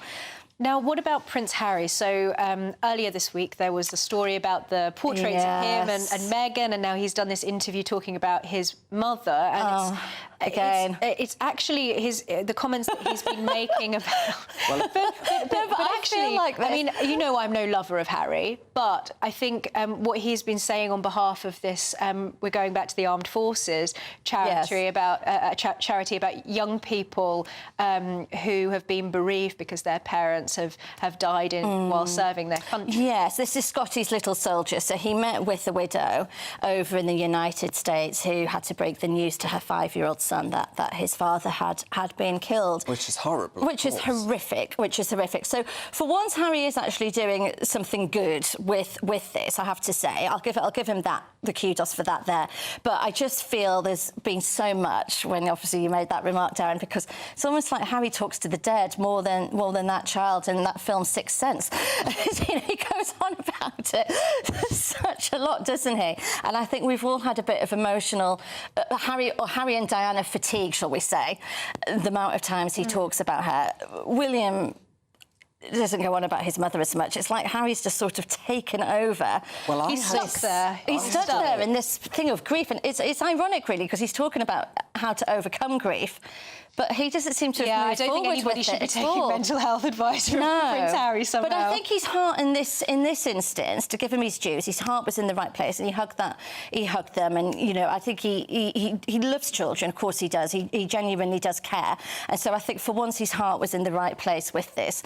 But it just seems because he's talked about it such a lot, and as you say, he's stuck in this grief cycle. But I had read though that it's an obsession. Yes, well, Prince William and Prince Harry had years ago now had said that they wouldn't keep bringing up Princess Diana in this way because actually invoking that to sort of commercialise the death of Diana. And I'm not saying he's doing that in this very laudable instant, but there's an element of, oh, Harry, no, you know. I know, it's always on the same subject, and I think we would just like to see him sort of, I don't know, just show that he's moving on from it, really. Do you just very quickly, do you get a sense that he's almost moving back into his old royal role in a way? Well, this is very interesting because obviously with what's going on with the royals, with King Charles, with cancer, with Princess Catherine, the Princess of Wales also having cancer, and then we've seen what's happened with the Princess Royal being in hospital,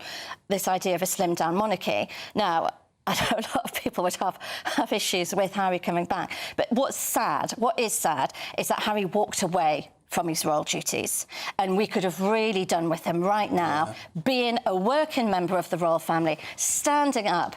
He should have been talking on behalf of the armed forces for his father had he stayed and this whole mess hadn't happened with Meghan and then running away. I mean, he's given up all of that duty for what? He's turned his back on all of that honour. I expect he must regret it. For some baubles from Hollywood. And especially now he with didn't get the Princess baubles. He didn't even get the baubles. The royal family gets smaller and smaller. Anyway, Sarah, we're going to have to leave it there, but thank you very much for that insight. I know we could have gone on and on and on. Right, we've got lots more to come on the show today, including the quintessential British cream tea. But first of all, we're going to get the news headlines with Sophia Wensler.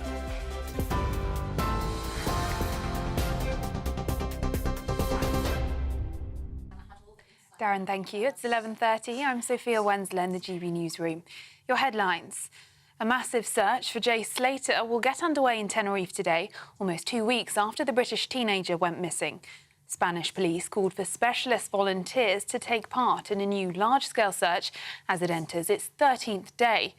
It's after a friend of missing teenager Jay Slater says he saw the 19-year-old slipping on rocks during a video call on the day that he vanished.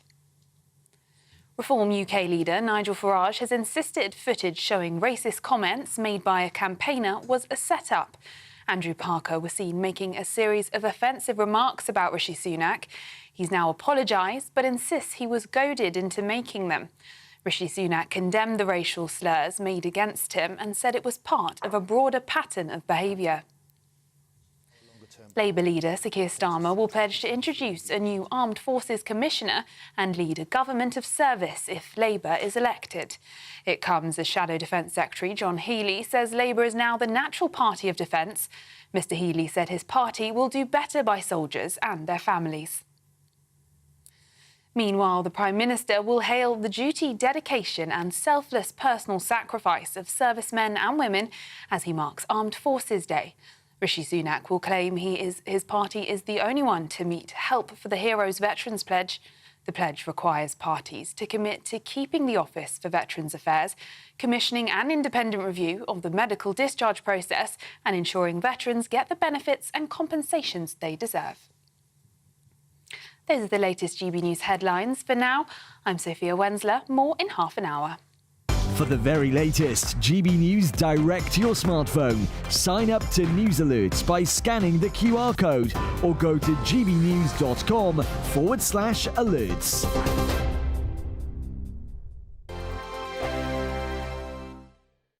Hello there, welcome to your latest GB News weather forecast from the Met Office. Well, this weekend offers some sunshine for most of us, but there will be a little bit of rain at times. Main area rain, all courtesy of this fairly weak area of low pressure. It's going to push some cloud and some outbreaks of rain across parts of northern England and Wales this afternoon. That may well spread into the Midlands at times, but either side, plenty of sunshine around. Exception to far north of Scotland here, still quite blustery with some showers coming and going, but in the sunshine across the southeast especially, feeling fairly warm, highs reaching around 24 or 25 degrees.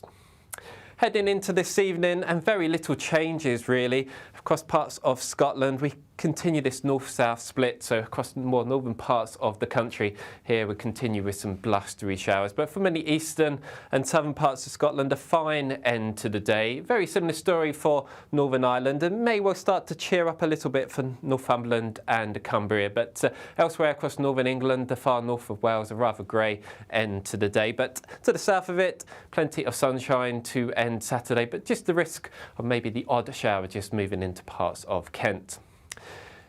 For the rest of the evening and night, this area of cloud and rain will continue to slowly work its way southeastwards, weakening as it does so. Either side, some clear skies, but still some blustery showers across the far north of Scotland. And under the clear skies, a fairly fresh night, temperatures falling down to about 10 or 11 degrees. But under the cloud, not much lower than around 15 or 16 degrees. So a bit of a grey start for some southern areas on Sunday, risk of a few spots of rain. But for a lot of us, Sunday offers plenty of dry weather, a mixture of some sunshine and also some cloud. But with a northwesterly flow, feeling a little bit cooler, temperatures at their highest in the south reaching around 21 or 22 degrees. Join me, Nana Akweer, for an informative, interactive news programme with a difference. It's fun. It's true. You're not wrong. No one will be cancelled. Lovely. Join me from 3 p.m. every weekend, only on GB News, Britain's news channel. Join me, Neil Oliver, every Sunday night at 6 p.m. on GB News. And if an hour is not nearly enough for you, go to gbnews.com for special extended episodes online every Friday at 9 p.m, where we can truly get into the nitty-gritty of what's going on. GB News, Britain's news channel. We're proud to be GB News, the People's Channel. And as you know, we always love to hear your views. Now, there's a new way of getting in touch with us at gbnews.com/yoursay. By commenting, you can be part of a live conversation and join our GB News community. You can even talk to me, Bev Turner, or any of the members of the GB News family.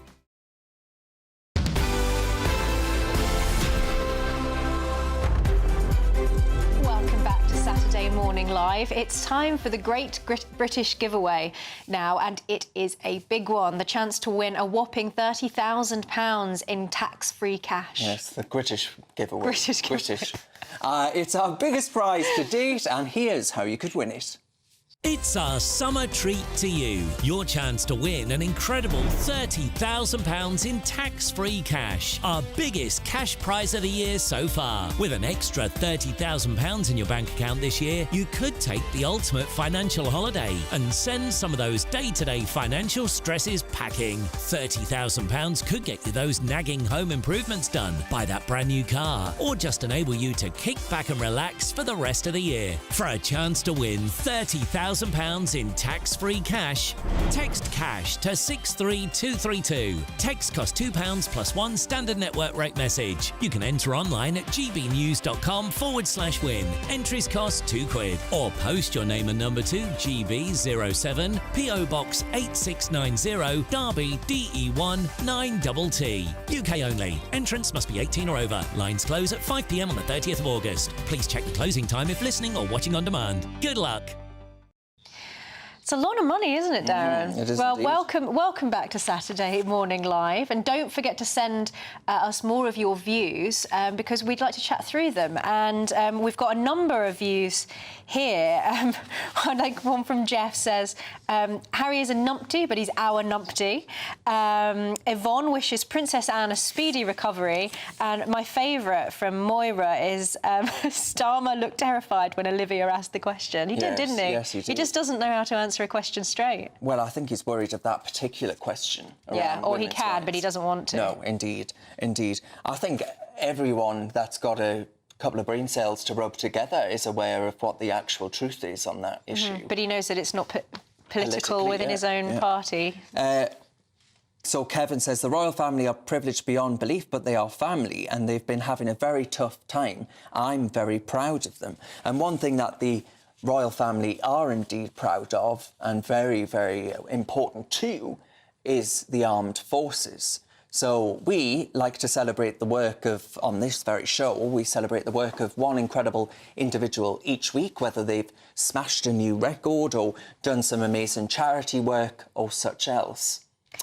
So this week is a little different, though, as it is Armed Forces Day. So we're celebrating all of those veterans, serving military personnel and families involved in the armed services. Indeed. The Armed Forces charity SSAFA are marking today with a fundraising walk through London, where around 1,000 people are taking part.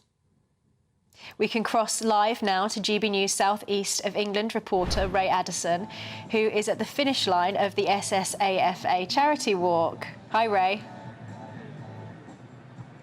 Hi there, guys. Yes, I'm here in Eelbrook Common in Chelsea. This is the finish of the 13 Bridges Challenge. Of course, it started all the way back by the Tower of London. That's about a 10-mile route that they've been taking, crossing 13 bridges, exactly as the title suggests, including Tower Bridge, London, Blackfriars, Westminster, Lambeth. The list, of course, goes on. The final bridge being Chelsea Bridge, ending up here in this beautiful location. You should be able to see the finishing line behind me, and they've started to arrive already. They've set off in groups at about 8 a.m. this morning. We've had the first 2 or 3 groups of runners joining us so far. Now, as you said, around 1,000 people have been taking part in this. So the last group is actually going to leave from Tower Bridge at around about 1 o'clock this afternoon. So it's a nice long day to find out all about the military,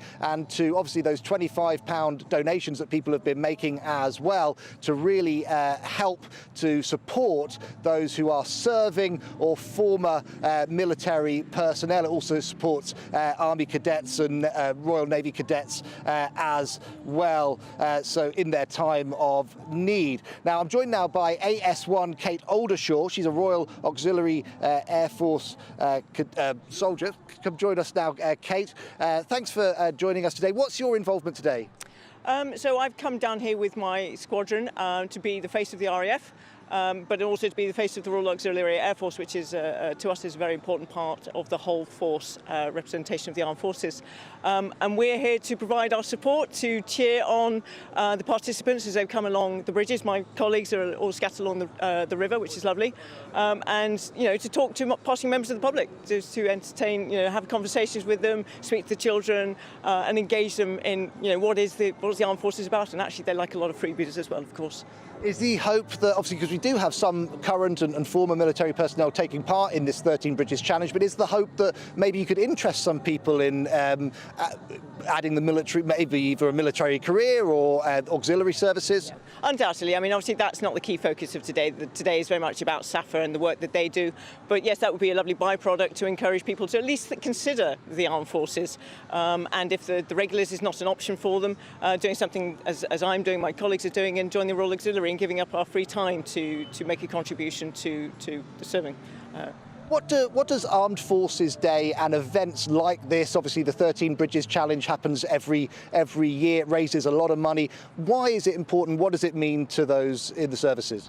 It means a huge amount, I think. I mean, if we reflect on other countries, I think historically we've not been as good at recognising the contribution of our armed forces. That absolutely has changed over recent years, and it's great to see. And it's an opportunity for the public to recognise the contribution that they make. And I think sometimes, yes, there's a lot of stuff in the news, and they hear the negative. But you know, the armed forces isn't just about conflict, it's about helping the communities. You see us out in emergency situations, you see us out at charity events like this. We play a huge part in the support of this country, and it's lovely that the public recognise that and get to acknowledge it. Now, I know obviously you're not here representing the charity that's organised this event, but I'm sure obviously through talking to those who are serving, those in the auxiliary services as well, that you kind of hear about how they do get help from organisations such as this. Can you tell us any examples of how people get benefit from this kind of activity? Not specific examples as such, but yes, I mean, I think the important thing to notice about SAFA is it is tri-services. It's also not just about regulars and veterans, it's about the whole armed forces community, so families as well, and that's absolutely key. And they're there to help in any way they can. I mean, it's really as broad church as that. So it could be from welfare support, looking at housing, even supporting adoption, anything like that where members of the armed forces need some assistance and some guidance. And yes, the servicemen and veterans, particularly perhaps falling on hard times, and they'll be able to guide them where they can get additional support there. So there really are the whole gamut in terms of support for the armed forces community as a whole. AS1 Aldershaw, thank you so much for joining us. Really do appreciate it. Well, one of the fascinating things about this event is that there are marshals all along the route. So people who are taking part, like two women I met just earlier, they said they've got no connection to the military, but they decided to come and join, find out more about it, speak to those marshals and learn how they can get involved to help support our veterans. So really, really worthy event, and it's going to last here for very many more hours to come. Great stuff. Thank you very much for that, Ray. Now, it's really nice to hear what Safa actually gets up to, because I'd not, like those two ladies, I hadn't shamefully heard what they do either. And one of our viewers has written in to say, where is the pride in our armed forces? Is there just pride in rainbow flags? Because, of course, we get an entire month for LGBT plus whatever, and we don't talk about armed forces enough, I don't think. Yeah, I think it's there's it's a whole part of our character as a nation that's being suppressed. You know, my granddad was in the Navy during the war, and I'm very proud of it. Yeah, so you should be, definitely. Well, so coming up, the moment that I've been waiting for, to mark National Cream Tea Day, which was yesterday, we will be debating whether it is jam or cream first. And in fact, we've already got some comments rolling in, and it's quite a divisive subject. So let us know what you think, and we will be trying it out later. So this is Saturday Morning Live on GB News, Britain's news channel.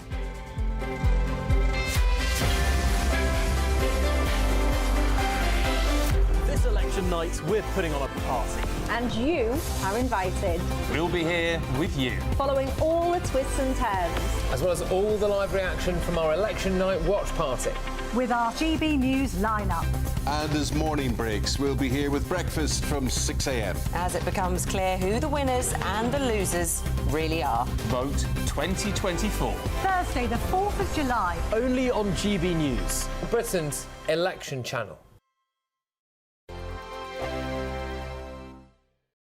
On election night, we are throwing a party. The GB News Election Night Watch Party will be live from Essex, and you are all invited. On air from 10 o'clock, we'll have familiar faces from across the channel, entertainment and lots more stuff as we keep our eye on all the results as they come flying in.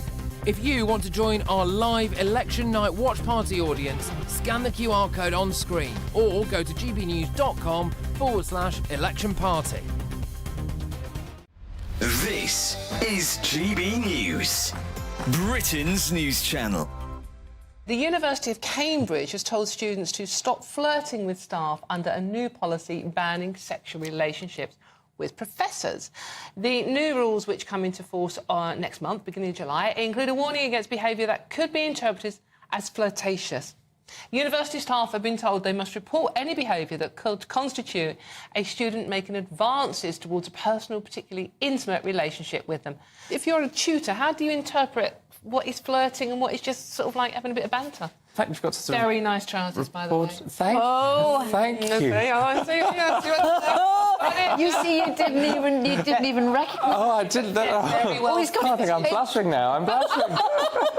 So, what's flirting? What's me complimenting your very well-fitting trousers? Yes. Well, there is a line, because obviously when you're 18 and you go to university, it might be the first time you're away from home. It might be the first time that you're open to maybe a bit of a nightlife, social activity, drinking, and all the rest of it. On the flip side, I know a couple who, this pupil ended up dating their professor, and they've been together for about sort of 15 years now. So I used to go after lectures with my professor and the whole seminar. We used to go to the pub afterwards, and I became very good friends with, she was a mature student. She was on the very, very far left of political. You wondered where that was going for a second, didn't you? We're both breathing a huge sigh of relief. Very quick for you, Joe. We're running out of very nice trousers as well. We're running Thank you, not as snug as Charlie.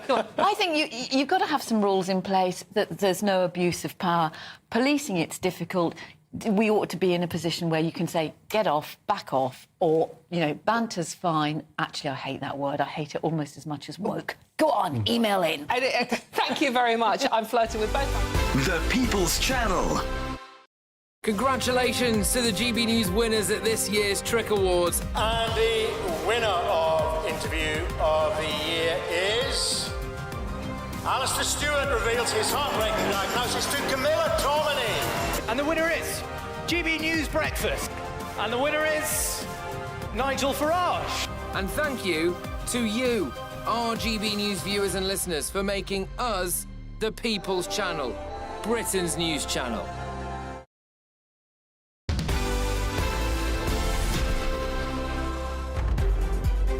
Welcome back to Saturday Morning Live. Now, do you put jam or cream first on your scone? Divisive.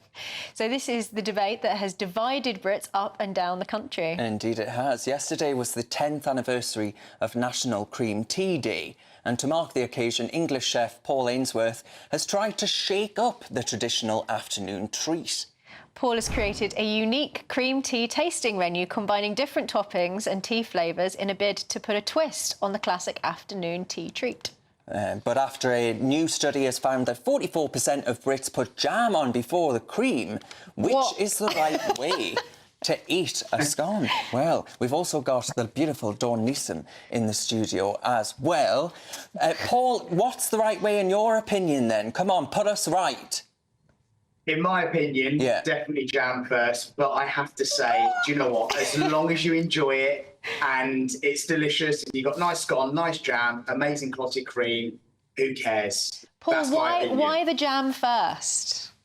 Because I love that chilled clotted cream that you hit first, then into that room temperature jam, and then that lovely baked scone. And one of our viewers has written in and said actually she puts the jam on first because otherwise you would get it all over, as in it would wobble off on the top of the cream. But I think it's easy to dribble the jam onto the cream. You're not spreading the jam onto the cream if you put it on top. I would do jam first because it just seems to make less mess. So the jam spreads easy and just a dollop of cream on top. You're all totally monsters. agree. Paul, tell us about your tasting menu.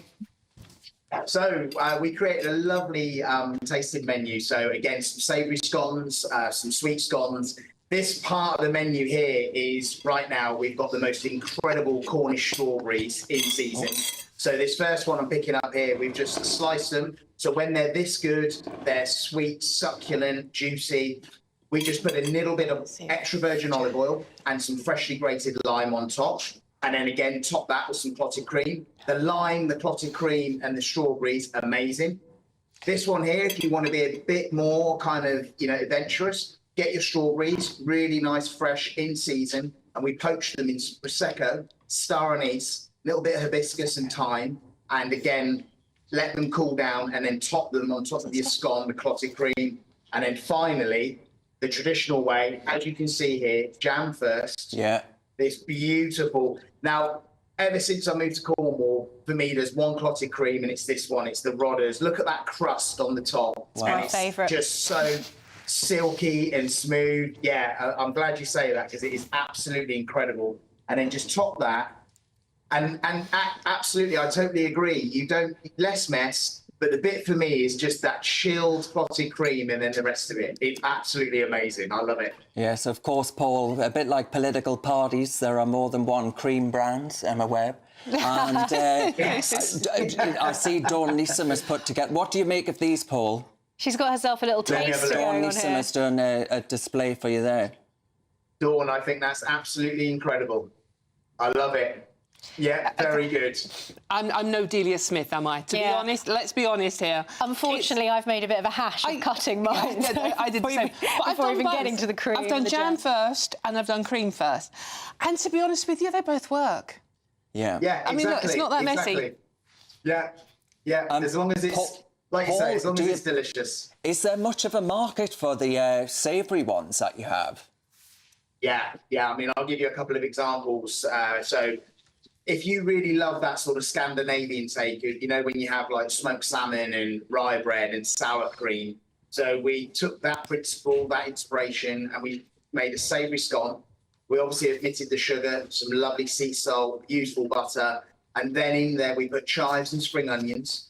We then topped it with some stunning chalk stream trout. So again, beautiful British ingredients. Clotted cream, because people think clotted cream is sweet and it's not. It's again, it really does take other flavours. And then we grated some lemon and some fresh dill.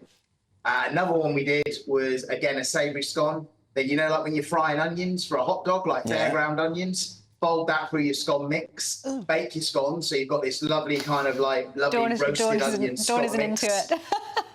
Braised beef, clotted cream, horseradish and watercress. Oh my word. Absolutely incredible. Well, you're very adventurous, Paul. Very adventurous. Yes. But think of it, you know, like when you make beef stew and you put those scones, drop scones on top, like a beef cobbler. Yeah. It's that inspiration. Well, I would call it like a dumpling. Paul, do you think very quickly, do you think these will become a classic? Yeah, 100%. Absolutely. Because I think there's just so much more to clotted cream, scones than just the traditional Greek tea. All right, Paul, thank you very much for taking us through that and for settling that debate there. I'm sure you've managed to anger lots of our viewers so do it the other way around. But thank you, Paul, and to Dawn, of course, who's up next. Dawn is busy. Thank you to you at home for joining us. As I say, Dawn's up next, Saturday Morning Live, back at the same time next week. Here's your weather first of all. Don't go.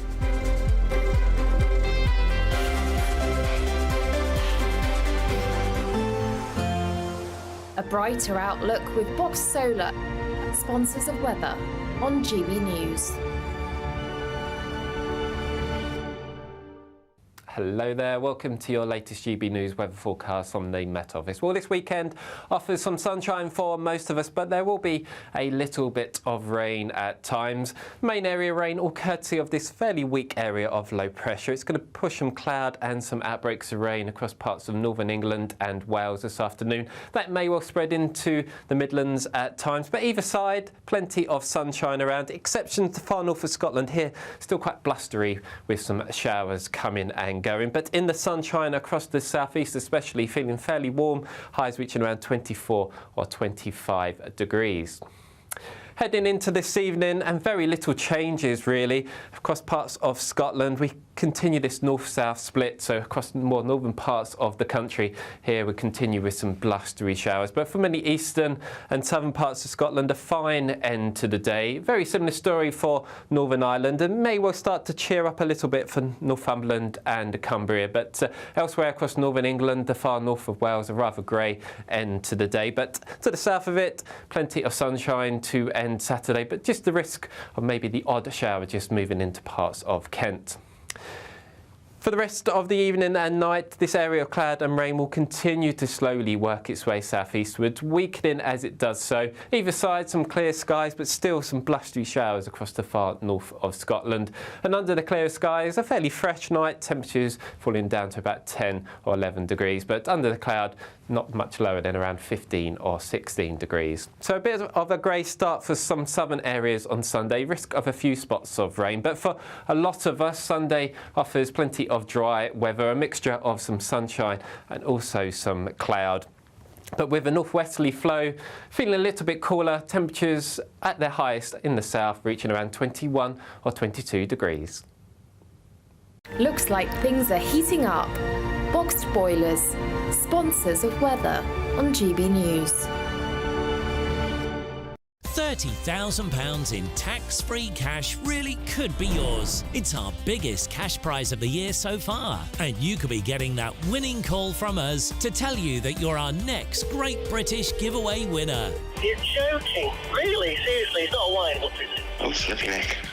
Oh, dear. Oh, my God. This is amazing. I'm in shock. Like I said, I've never won anything like this. That is absolutely fantastic. We're over the moon. Thank you. For a chance to win £30,000 in tax-free cash, text cash to 63232. Text costs £2 plus one standard network rate message. You can enter online at gbnews.com/win. Entries cost £2, or post your name and number to GB07 PO Box 8690 Derby DE1 9TT. UK only. Entrance must be 18 or over. Lines close at 5 p.m. on the 30th of August. Please check the closing time if listening or watching on demand. Good luck.